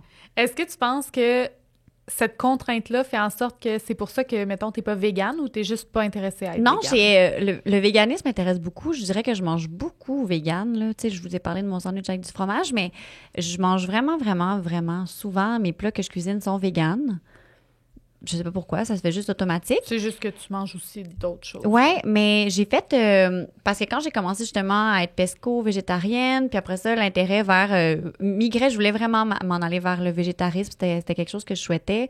Puis je me suis dit, ça serait moi, j'aime ça, les défis quand même, là. Fait que je me suis dit, ça serait cool de faire... il y avait le défi vegan qui était sorti il y a quelques années. Okay. C'est un défi de 21 jours qu'on suivait en ligne. Puis il y avait tout un beau document monté. Puis maintenant, il y a un livre, en fait. On peut l'acheter puis faire le défi n'importe quand on veut dans notre vie. Puis ça nous donne des outils pour pouvoir, justement, avoir des menus intéressants, variés pendant 21 jours. Puis pas manger aucun aliment de source animale, d'origine animale. Puis je l'ai fait. Mais j'ai vraiment trouvé ça quand même facile pour les œufs. Pour le lait, moi, puis tous les produits laitiers, c'est quand même assez facile parce qu'à la maison, on a uniquement des laits végétaux, lait de soya, lait d'avoine. On achète du yogourt grec, par contre, encore, mais je trouve que ça, c'était pas si pire pour moi de devoir enlever ça de mon alimentation, mais c'est le fromage. Oui. C'est vraiment le fromage qui a été tough. Les fromages, c'est vrai que c'est difficile parce que autant qu'il y a des bons fromages végétariens, j'ai l'impression... vegan plutôt. Ouais. On dirait que j'ai l'impression que c'est pas encore la coche des fromages réguliers. Oui, on commence. Je dirais que ça fait 2 ans qu'il y en a des bons. Mais ça, c'est pas jamais la même chose qu'un bon cheddar vieilli ou qu'un parmigiano reggiano, tu comprendras. Non, c'est sûr, Puis d'aller retrouver, puis ce qui est difficile aussi, c'est que, encore une fois, ça, c'est des aliments qui sont umami, un peu comme le champignon, tu sais, à cause que c'est fermenté.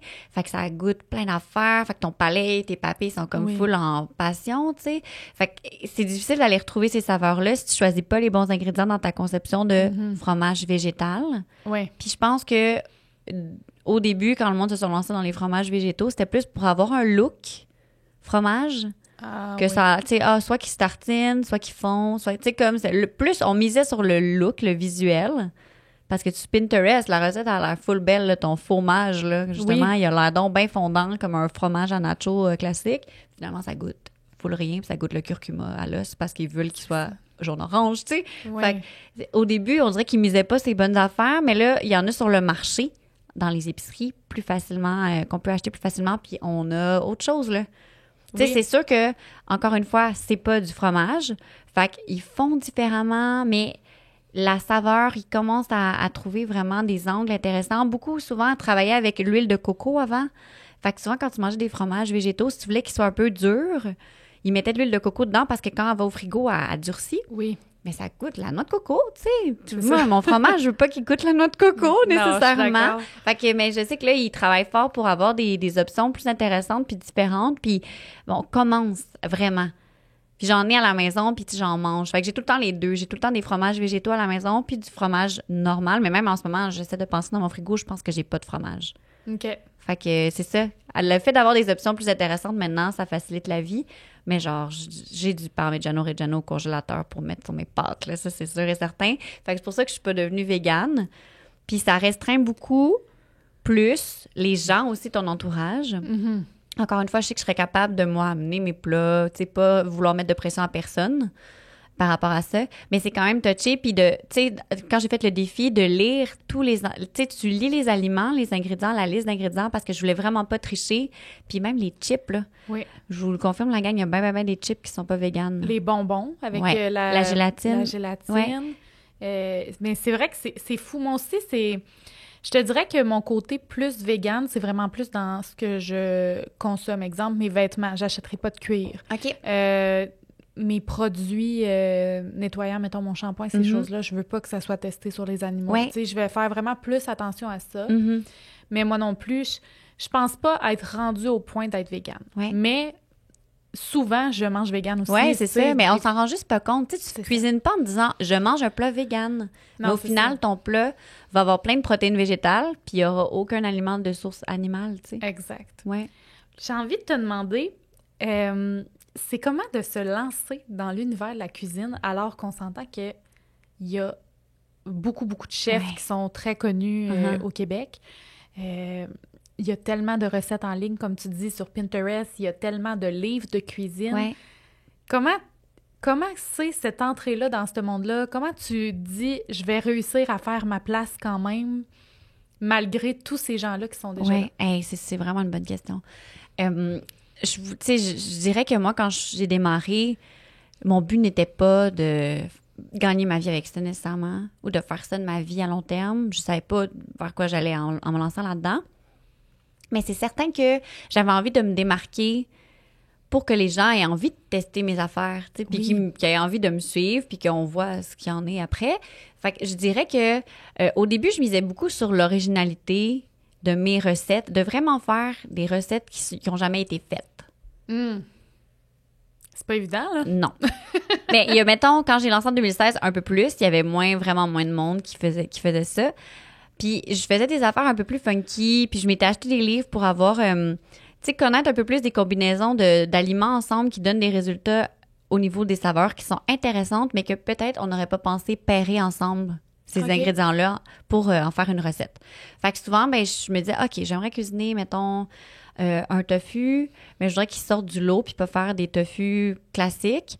À quoi je pourrais le faire? Chez nous, je dis n'importe quoi, des figues. Et ça a l'air d'être n'importe quoi ma recette, mais tofu figues. Fait que là, j'allais chercher... voir quel ingrédient se pairait bien avec les figues qu'on pouvait mettre ensemble.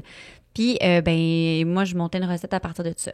Sauf que je me suis rendu compte que les gens, ils veulent pas cuisiner des choses qu'ils connaissent pas. OK.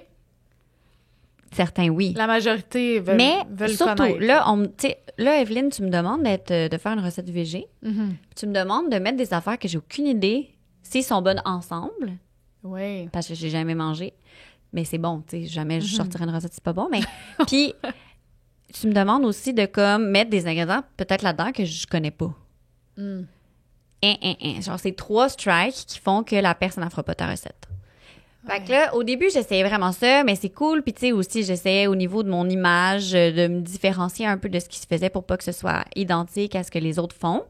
Fait qu'un peu plus coloré, un peu plus différent. Mais tu sais, encore à ce jour, j'ai aucune recette de tofu général Tao. Oui, puis ça, il y en a énormément. On dirait que je tiens mordicus à pas d'en sortir. Je trouve que les gens, souvent, l'entrée pour les gens qui mangent de la viande vers l'univers du tofu, c'est tout le temps un tofu général Tao. Oui. Puis je suis comme, on l'a assez vu, on va aller ailleurs parce que ça peut être autre chose du tofu. Fait que j'en ai jamais fait, mais des fois, j'y pense, je suis comme, je devrais... Tu sais, les gens m'écrivent, as-tu une bonne recette? Puis je suis comme, non, j'en ai pas du tout. On va ailleurs, mais veux pas, justement, je voyais que les gens... n'étaient pas nécessairement à l'aise d'essayer des affaires qu'ils n'avaient jamais essayées ensemble. Fait que j'ai commencé à plus regarder, OK, les gens, ils cuisinent quoi?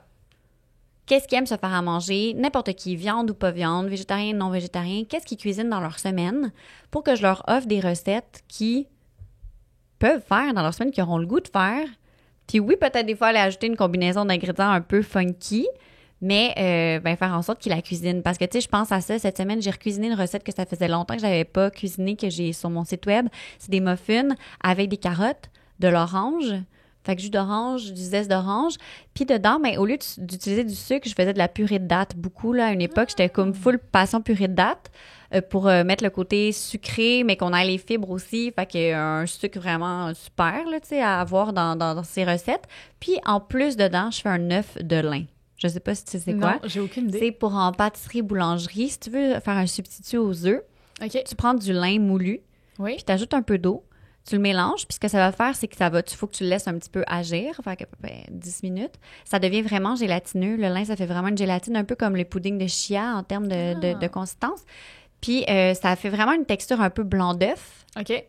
Tu l'incorpores dans ta recette. Je devrais essayer ça parce que j'ai acheté, moi, les substituts d'œufs. Qui se vendent déjà qui coûtent une fortune. Ça coûte à peu près 8$ pour un sachet de 100 grammes. Là. Je sais. J'exagère peut-être. Là, mais ben non, quand même, c'est cher. C'est vraiment cher.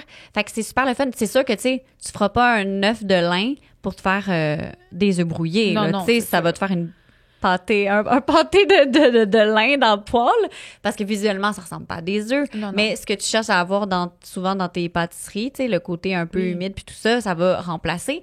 Mais là, tu sais, je faisais cette recette-là cette semaine qui est vraiment bonne. J'étais super contente de la refaire. C'est rare que je refais mes recettes.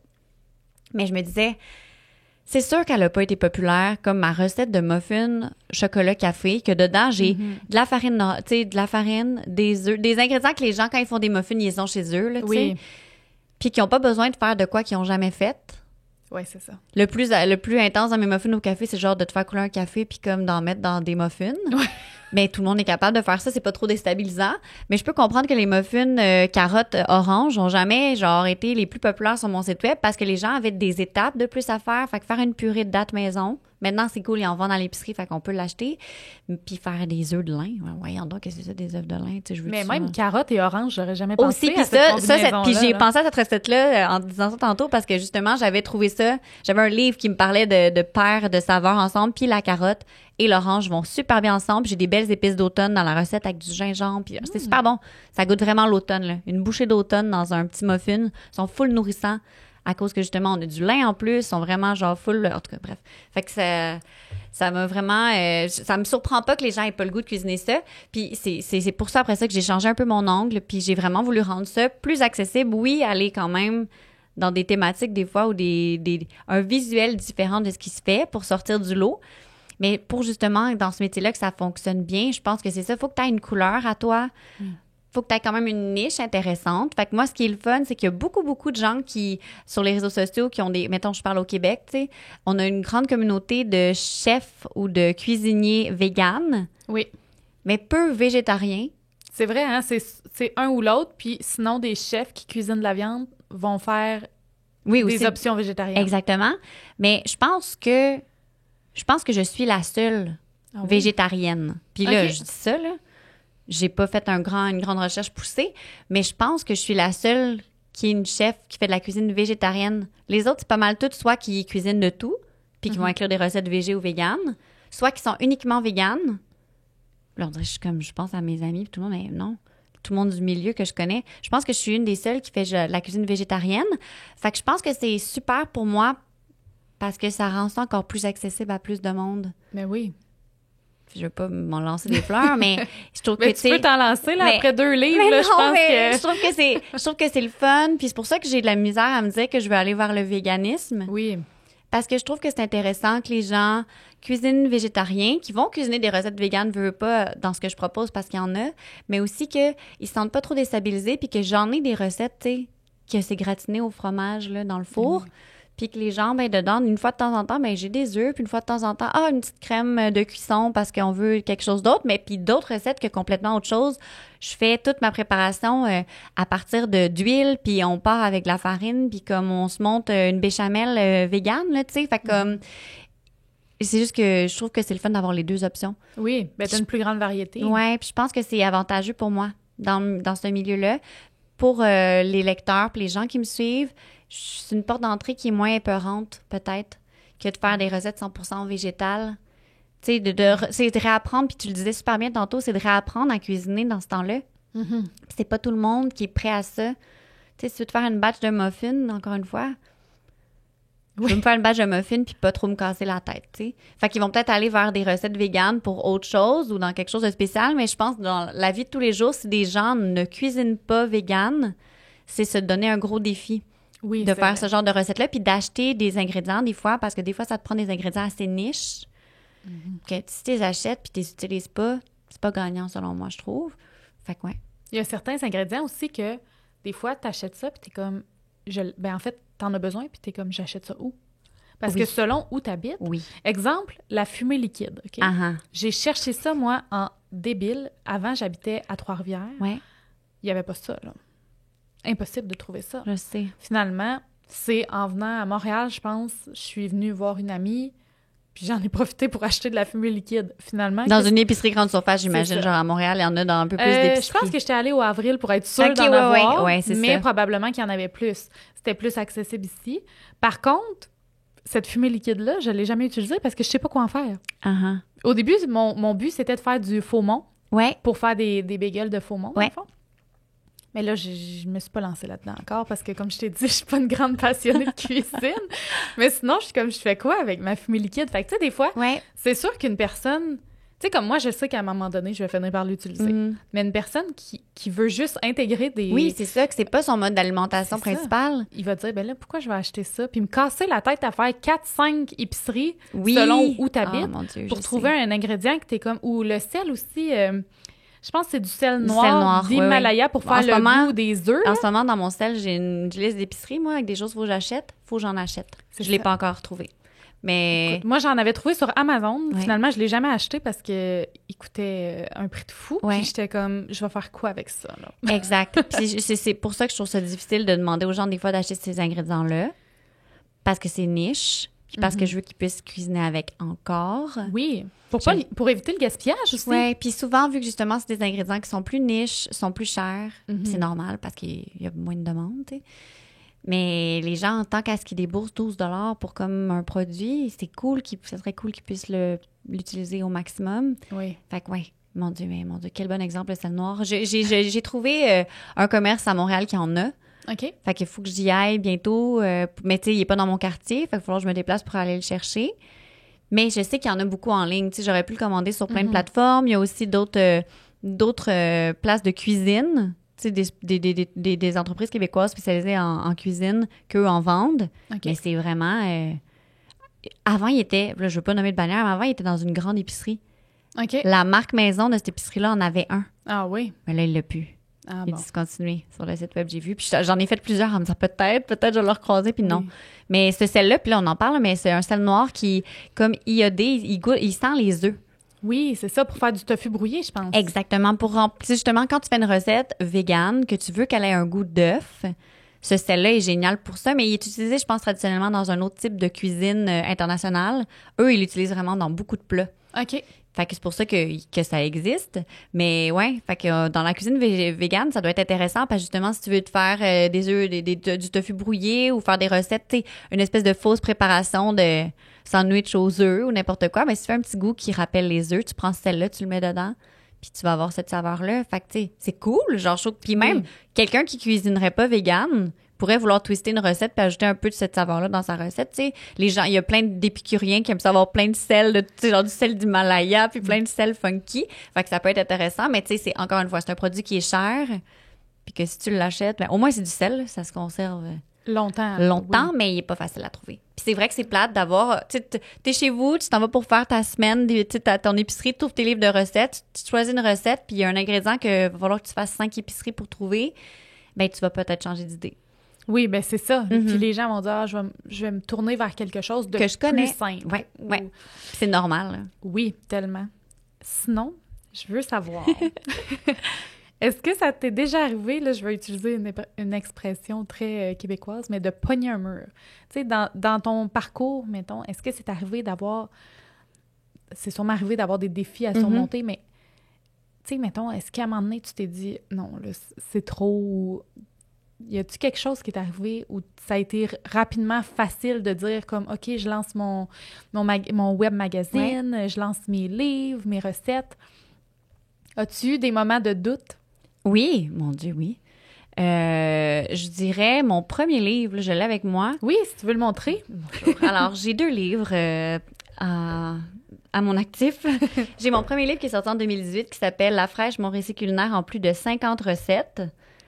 Puis, ce livre-là, je l'ai vraiment fait pour raconter mon parcours, justement, comme on vient de faire un peu tantôt dans l'introduction. D'où je pars, pourquoi j'ai arrêté de manger de la viande. Puis dedans, il y a aussi des recettes de poissons et de fruits de mer de pêche responsables. Puis, c'est ça, c'est un gros livre. J'ai travaillé fort là-dessus. C'est moi qui ai fait toutes les photos. Puis, il s'est pas super bien vendu. Ah non? Non.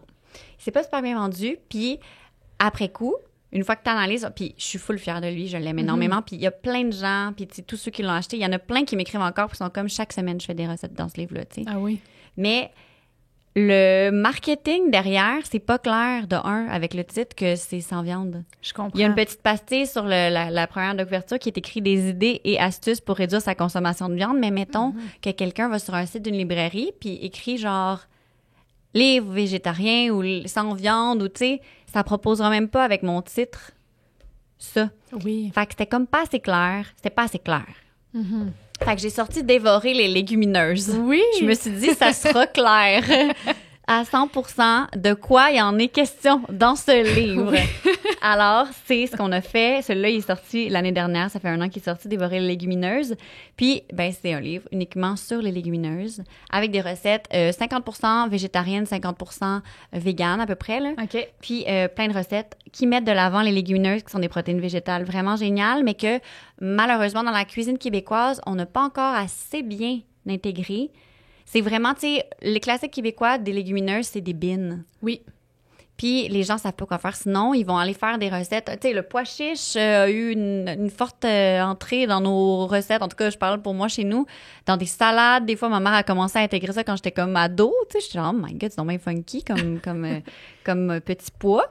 Mais je voulais vraiment donner des options aux gens parce que c'est super économique. C'est super bon pour l'environnement. Le Canada est un des plus grands producteurs de légumineuses, donc c'est un aliment d'ici. Fait que c'est vraiment le fun d'intégrer ça. Fait que bref, c'est ça. Mon premier livre, on parlait de murs, Oui. mais mon premier livre, j'ai été quand même déçue. Oui. Parce que, tu sais, j'étais tellement... Tu sais, j'ai tellement été reconnaissante de signer ce contrat-là. J'avais lancé La Fraîche en septembre 2016, puis le livre est sorti en septembre 2018. Fait que, tu sais, en 2017, ça faisait 1 an que j'avais mon site web. Puis une maison d'édition m'a approché pour faire un livre. Mais j'avais aucun livre de prêt, là. Mm-hmm. Fait que ça a été aussi beaucoup de travail que je sous-estimais beaucoup. Puis le rendu, j'aurais aimé ça qu'il soit plus que ce qu'il est. Je suis fière de lui quand même. Oui. Mais ça a vraiment été... C'est vraiment, je sais pas, un peu mon brouillon. On dirait, le genre, le test run, ça a été ce livre-là. Puis, ben là, on a fait autre chose pour le 2e. Puis on dirait que j'avais tellement d'outils, puis je savais vraiment ce que je voulais pas ou ce que je voulais que j'avais pas mis dedans, que dans le 2e, on a vraiment...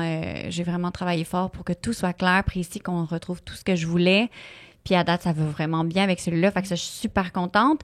Mais ça a été difficile pour moi, puis tu sais, je savais pas... Je me suis dit, je me relance-tu dans cet univers-là? Mm. Mais on dirait que j'avais besoin de le faire parce que j'avais pas complété, fait que des fois là, puis c'est vraiment plate pour mon premier livre, mais des fois je suis comme, je veux pas lancer en ce moment de scoop là, mais je travaille sur un autre projet, puis des fois je suis comme mon premier. Oui. On dirait que le vrai premier, je le néglige un peu parce qu'aussi il est vraiment rendu ailleurs de où je suis maintenant, tu sais, je mange plus de poisson fruits de mer, genre tu sais, La Fraîche a évolué depuis 2018 énormément. Mais je l'aime beaucoup, puis il m'a appris plein d'affaires. Il m'a vraiment appris plein d'affaires. Mais ce que je trouve le fun dans ce que tu dis, parce que c'est jamais le fun de pogner un mur, puis c'est jamais le fun de faire comme « Hey, je sais plus où je m'en vais ». Puis j'ai reçu Christine Despatie dernièrement, que je connais bien, qui nous a mis en contact d'ailleurs. Oui, c'est vrai. Salut Christine. Puis, oui. Puis Christine, c'est ça qu'elle disait, qu'elle avait frappé elle aussi un mur. Puis en bout de ligne, tu sais, je regarde ça, puis là, tu dis, tu sais, t'as eu un mur. Je sais pas à quel point, mettons, en 2016, 2017, t'avais une notoriété. Est-ce qu'il y avait énormément de gens qui te suivaient? Pas. Ou t'es partie de zéro, là? Je suis vraiment partie de zéro. Mon entourage, par contre, mon cercle était vraiment super réceptif quand j'ai lancé mon site web. Je pense qu'en une journée, on était à 1100 personnes. Là. Ah oui? Oui. Ça s'est partagé, puis comme tout le monde... Mais il n'y en avait pas beaucoup. Pour de vrai, en 2016, il n'y avait pas beaucoup de blogs de bouffe, tu sais. C'est sûr. Fait que comme ça a vraiment eu un bon hype. Mais j'ai stagné, puis encore aujourd'hui, là, je suis stagnée, là. Je suis comme à un moment, mais je sais qu'en ce moment, les réseaux sociaux, tu sais, on dirait que je faisais ma croissance, je misais beaucoup là-dessus pour croître. Oui. Ce qui était vraiment le cas, puis pour les gens qui se lançaient là-dedans, justement, les années charnières des réseaux sociaux, c'est ça, là. 2015, 2016, 2017, 2018, là, c'est là que le monde a commencé à vraiment avoir un grand auditoire. Puis veux pas, tu sais, moi, quand j'ai lancé La Fraîche, là, j'avais pas fini l'université. OK. Fait que je mettais du temps là-dessus, mais c'était à temps partiel. J'avais un autre job, genre, tu sais. Fait que j'étais pas là-dedans à pieds joints. La Fraîche, je suis là-dedans à pieds joints depuis 2020, juin 2020. Puis là, tu me parlais de mur encore, puis là, je m'éloigne de ta question, là, mais que par rapport à Christine, qu'elle aussi, elle a eu la chance de frapper un mur, puis où on s'en allait avec ça, je veux pas ne pas répondre à ta question non, initiale. C'est correct. Ben, je te laisse continuer, je vais y revenir par Parfait, la suite. toi, tu vas t'en souvenir. Oui. Mais justement, 2020, pendant la pandémie, je travaillais pour Sushi à la maison, c'était un service traiteur, on était arrêtés parce qu'on ne pouvait pas aller chez le monde. Mais non. Puis je me suis dit, hey, c'est peut-être ça mon timeline, tu sais. On est arrêtés depuis mars. Là, ça allait reprendre quand les petits parties puis les petits rassemblements recommençaient à être acceptés. Puis j'étais comme, c'est peut-être justement un bon timing pour me lancer. Oui. Parce que justement, en ce moment, je fais pas ça. J'ai pas de traiteur. Puis j'avais mis beaucoup de temps et d'énergie sur la fraîche pendant le confinement en 2020 parce que justement, les gens, ils cuisinaient beaucoup. Ils voulaient avoir des idées parce qu'on allait à l'épicerie comme une fois par semaine ou 2 semaines. Fait que j'ai vraiment travaillé fort sur la fraîche puis ça allait super bien. Fait que j'étais comme, OK, je me lance. Puis s'il y a de quoi, j'ai un bac en enseignement primaire. C'est ça. Comme je verrai. Puis, ben mon autre mur, je l'ai frappé l'hiver passé, après le temps des fêtes. Période hivernale pour la création de contenu sur les réseaux sociaux, c'est toujours plus tranquille après les fêtes parce que toutes les entreprises mettent leur budget sur l'automne, sur le temps des fêtes. Puis après ça, il y a toujours un temps mort. Puis là, j'avais pas de contrat qui rentrait. Ouais. Malgré que, puis c'est ça qui était tellement un beau contraste, tu sais, j'ai sorti Dévorer les légumineuses en septembre, puis j'ai eu plein de belles opportunités professionnelles après ça. Puis j'avais plein de belles, tu sais, opportunités professionnelles d'apparition de télé qui s'en venaient, puis tout ça, puis mais j'avais pas une scène qui rentrait, là. Oui, c'est ça. Là. Puis là, j'étais comme, OK. Est-ce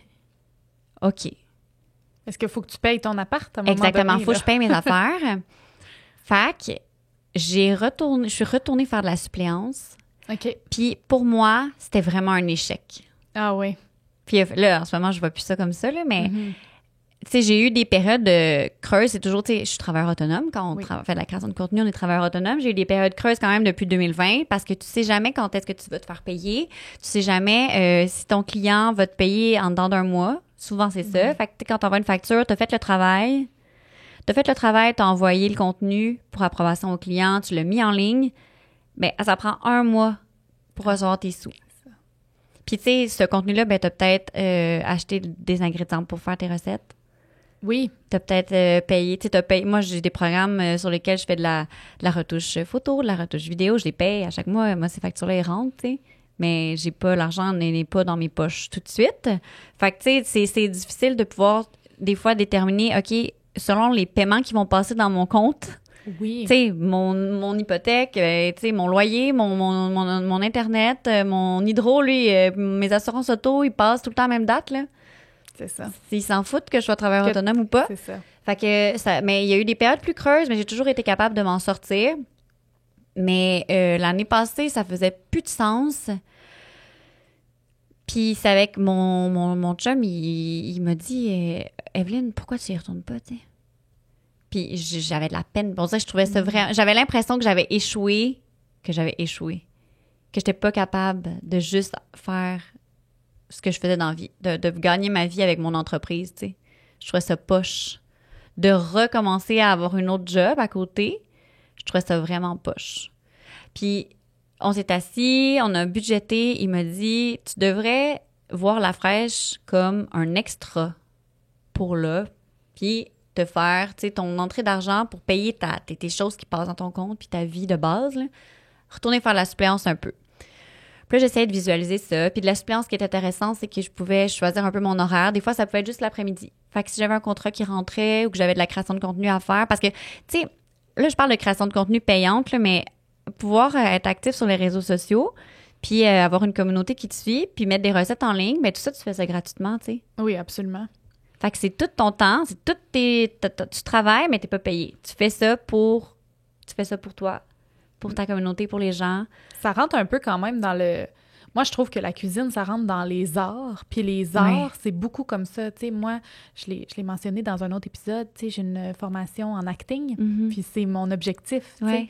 Mais ça reste que tout le temps que je mets dans ça, même le podcast en ce moment, tu sais, c'est de l'investissement, c'est du temps, c'est des recherches, c'est de trouver les gens.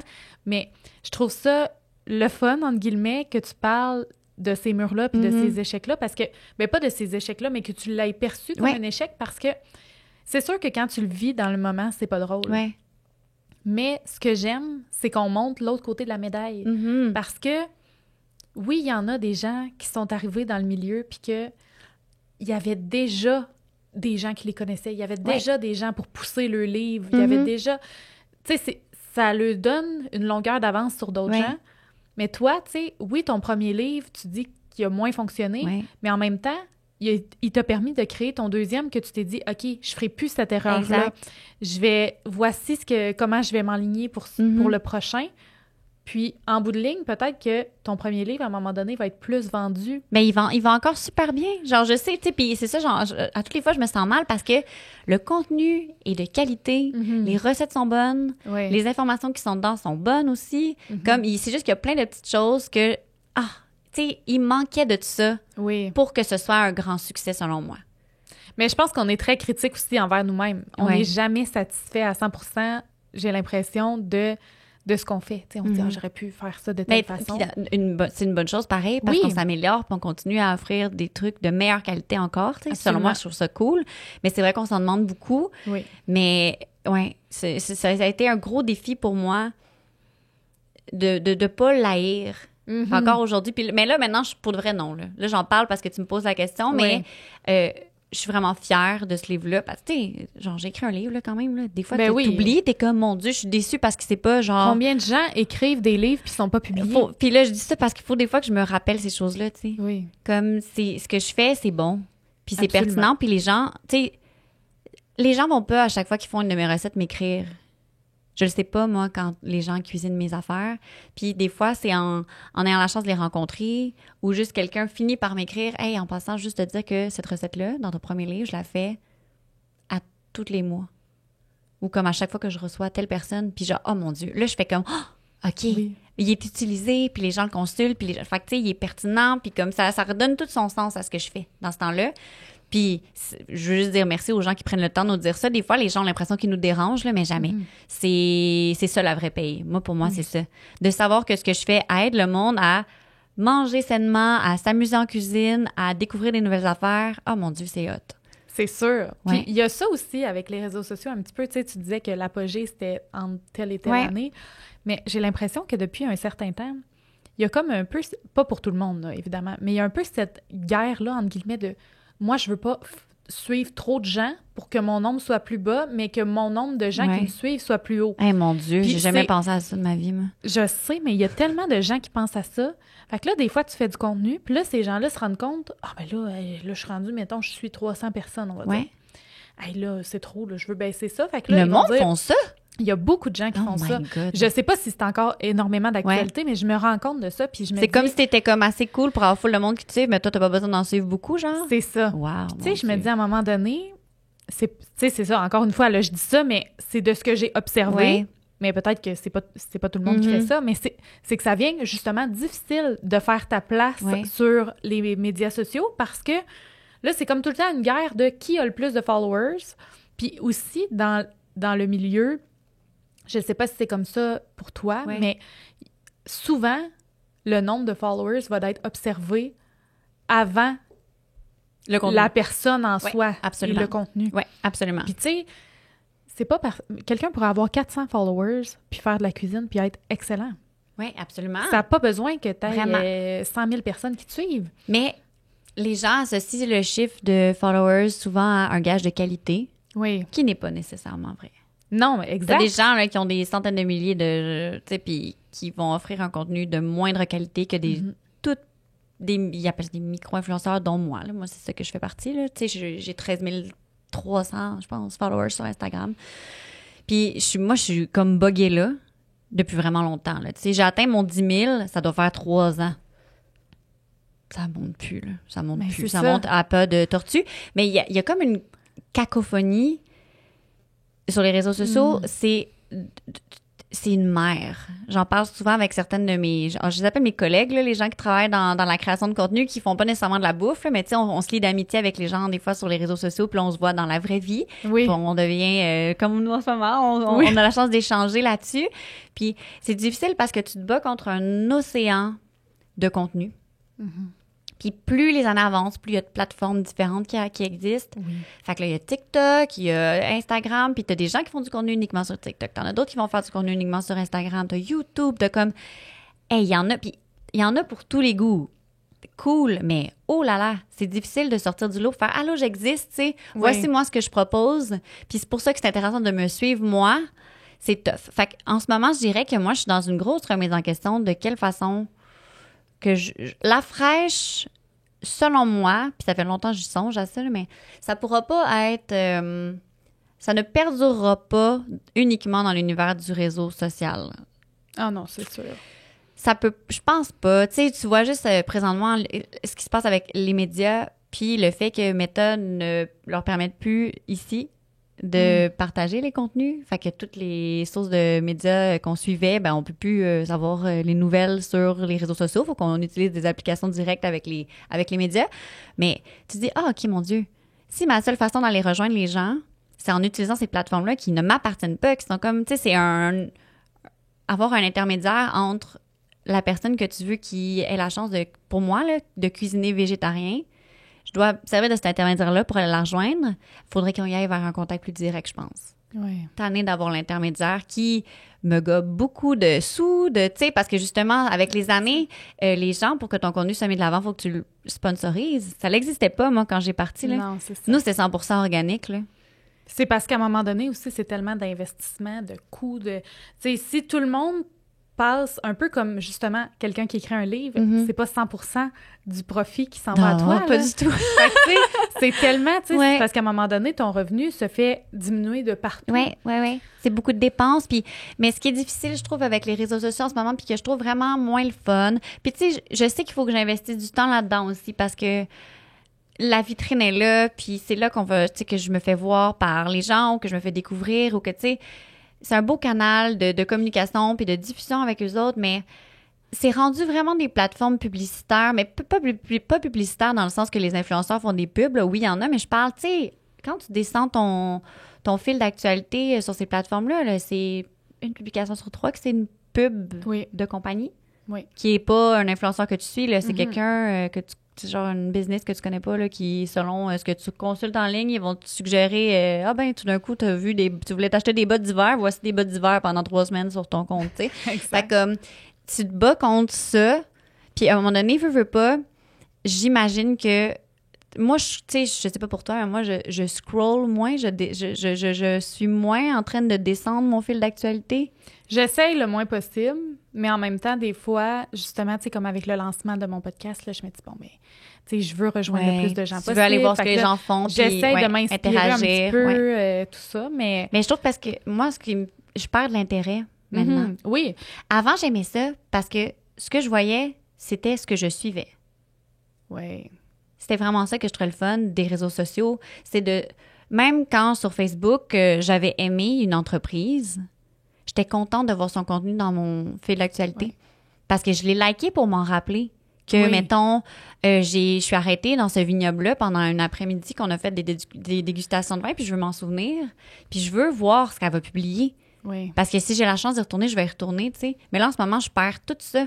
Parce que justement, il y a une immense cacophonie que comme ces applications-là veulent nous pitcher tellement d'affaires, puis nous suggèrent du contenu aussi que ça pourrait vous... Tu sais, contenu qui pourrait vous intéresser. Oui, t'es comme, hey, je m'en fiche, genre, j'en ai déjà, tu sais. Toi, tu parles du monde qui arrête de follower des gens pour en avoir l'air. Moi, je les suis, là, les gens, parce que je les aime, puis je veux voir ce qu'ils postent.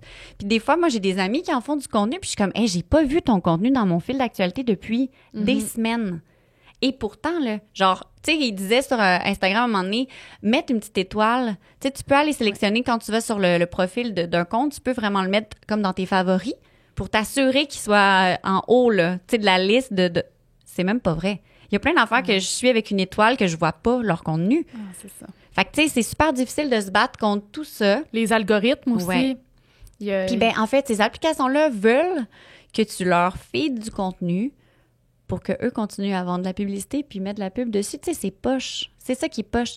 Toute l'essence qui était juste comme, n'est plus là nécessairement, est plus là de la même façon qu'avant. Puis là, j'ai l'air de chialer, peut-être une vieille de la vieille. Là, non, mais je suis d'accord. Mais, tu sais, je trouve ça difficile. Puis je sais que j'ai beaucoup de collègues dans le milieu qui se posent les mêmes questions. Fait que c'est de voir de quelle manière tu veux rejoindre les gens maintenant. Ça a été tough là, pendant la pandémie. On avait un peu ce questionnement-là, je dirais, en 2019, moi et plusieurs personnes. Puis là, ben, il y a eu la pandémie, puis on a comme tout été obligé de retourner vraiment 100% web.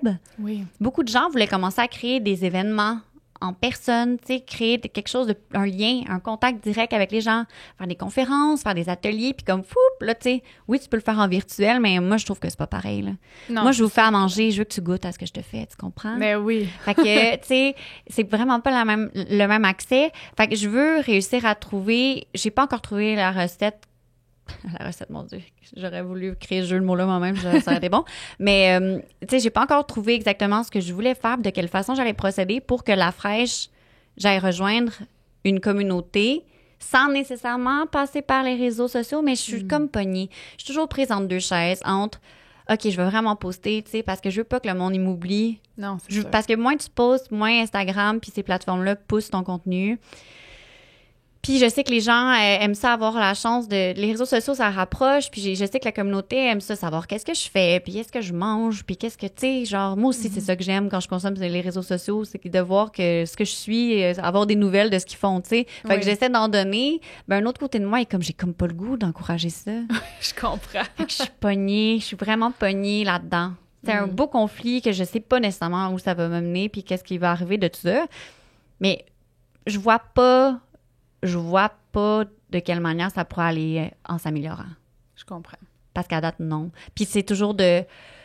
J'en parlais avec mon chum hier en se couchant, là. De toujours se renouveler parce que hier, j'avais un shooting photo puis il était comme de quelle manière, tu sais, les photos étaient prises. Puis je suis comme, tu sais, maintenant, quand tu fais un shooting photo pour du contenu, je fais un partenariat avec une super belle entreprise québécoise puis on shootait.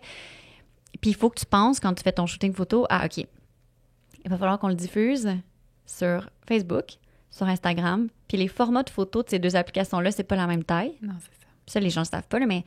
Fait qu'il faut que tu crop, faut que tu fasses la mise en... tu sais, que sur le recadrement, faut que tu recadres du bon format pour chacune des applications parce que l'application aussi, elle pousse ton contenu d'une meilleure manière s'il est dans le format qu'elle aime. Fait qu'Instagram, si tu mets une photo en format horizontal, il y a ça.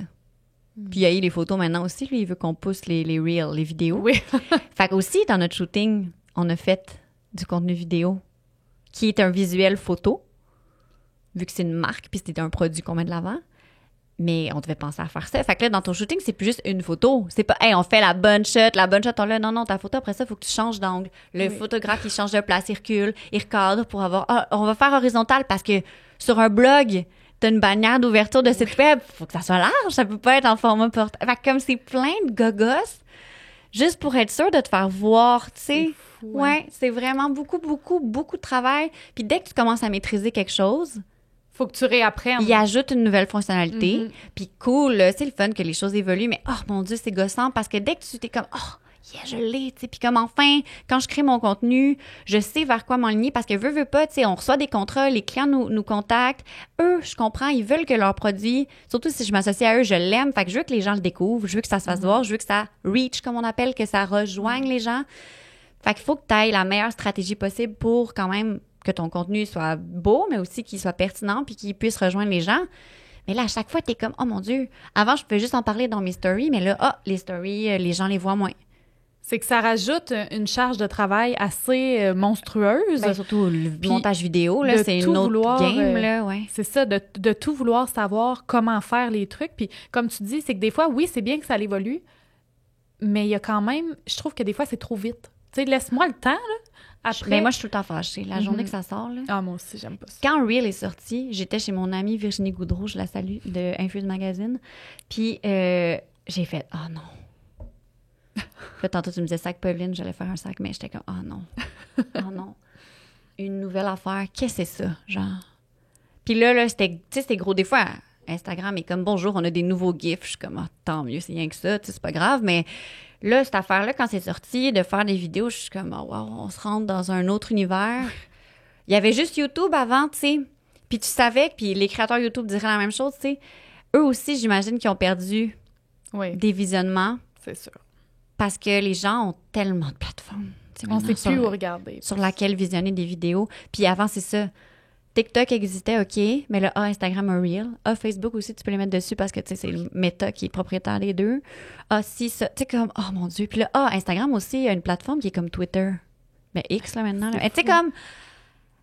OK, fait que là, moi, il faut qu'à chaque jour, j'oublie pas d'écrire une phrase sur Thread d'Instagram. OK, fait que sur Thread, il faut que j'écrive comme plus cool, funky, un petit statut. OK, fait que Instagram, lui, il faut que je mette... Avant, c'était des photos, mais là, maintenant, il aime plus pousser mes vidéos. Fait qu'il faut que je fasse des vidéos, mais il faut aussi que cette vidéo-là, je puisse la mettre sur TikTok. Mais si je la sais, sur Instagram, ils offrent les options de faire le montage sur l'application. Mais si tu fais le montage sur Instagram, puis que tu l'enregistres dans ton téléphone, puis que tu l'as publié sur TikTok, ben TikTok, il va pas être content. Non, c'est parce ça. qu'il voit ton petit logo. Fait qu'il veut pas le pousser. Et vice-versa. Si tu fais ton montage sur TikTok, puis tu le mets sur Instagram, il sera pas content parce qu'il catch que c'est un format TikTok. Fait que c'est tellement long, là. C'est fou. Puis il faut que tu le fasses tout. Fait que moi, quand je fais une recette, il faut que je l'invente, faut que je la teste, faut que je l'écrive au propre, dans la bonne formulation pour que vous puissiez la faire à la maison. Faut que je prenne une photo, mais même maintenant 2, des fois. Ah, puis il faut que je la filme au grand complet pendant que je la prépare pour la mettre sur TikTok. Et que ça soit esthétique. Et que ça soit beau, parce que les gens, faut qu'ils aient le goût de le faire. Faut que, après ça, tout ce contenu-là, je dois le retoucher au niveau de la photo, que je fasse le montage de la vidéo, que j'ajoute la musique, que je le prépare pour la mise en ligne sur toutes les plateformes différentes, que je le mette en ligne sur mon site web aussi, parce que j'ai aussi un site web, puis tout ça, je fais ça seule. Tu sais, j'ai un site web que c'est moi qui construis comme... Tu sais, tout ça, ça a vraiment l'air facile, là, mais c'est vraiment beaucoup de temps. J'adore ça, par exemple. Il y a ça qui est une bonne chose, j'aime vraiment ça. J'aime ça, c'est créatif, puis tout ça, mais quand tu as l'aspect que faut que tu continues à en créer du contenu comme ça qui est gratuit, oui. Parce que c'est le fun que les gens aient accès à ce contenu-là, mais c'est vraiment beaucoup d'heures investies dans ta semaine et d'argent pour payer les applications de montage, les ingrédients, tout ça. C'est vraiment beaucoup, beaucoup, beaucoup de temps que tu n'es pas payé. Puis qu'il faut que tu payes ton loyer, puis ton épicerie, puis tes affaires. Puis après ça, là-dedans rentre, OK, je vais me payer des contrats. Je vais me trouver des contrats pour avoir de l'argent qui rentre, puis il faut que tu les livres dans des délais souvent très, très courts, avec des critères. Des fois, que c'est pas nécessairement ça que tu aurais fait, mais le client a des demandes spéciales parce qu'il veut tel genre d'image ou tel genre d'affaires, tu sais. Fait que ça devient, ça devient vraiment gros. Puis ce qui est triste, c'est que tu t'investis, puis c'est ça qu'on s'est rendu compte, les gens du milieu et moi, tu t'investis vraiment beaucoup de temps puis d'énergie là-dedans, puis les retombées sont plus là comme avant. En termes de, les gens voient plus ton contenu. Ouais. C'est vrai. Puis c'est plate, puis les gens le veulent, tu sais. Quand je sors une nouvelle recette, les gens veulent le savoir, là. Parce qu'ils veulent le faire à manger, comme ils me suivent pour ça. Puis là, ils sont comme, je l'ai pas vu, tu sais, puis c'est poche. Puis c'est vrai que c'est poche. Autant que moi, quand j'en suis des comptes, je veux les voir, ce qu'ils font. Si t'as un nouvel épisode de podcast, je veux le savoir, tu comprends, tu sais. Oui. Fait que c'est ça qui est plate, de tout investir cette énergie-là pour que finalement, ça tombe un peu à l'eau, puis comme à plat. Fait que t'es comme, OK, mais c'est-tu vraiment ça qu'il faut que je continue de faire? C'est la bonne stratégie, tu sais? Je pose cette question-là à l'univers. Je sais pas quelle est la bonne stratégie. Puis on va devoir conclure Oh déjà. my God, déjà, ça passe trop vite! Oui, Evelyne, merci. Ça fait plaisir. Tellement d'être venue. Je suis vraiment contente. Comme d'habitude, je vais mettre tous les liens pour te joindre. Pour, sur toutes ces plateformes. Oui, de toutes les plateformes pour pouvoir aussi retrouver tes livres. C'était tellement pertinent. Merci, c'était vraiment le fun. Oui. Je suis bien contente. Hey, merci. Attention à toi, à bientôt. OK, bye tout le monde. On se voit dans un prochain épisode.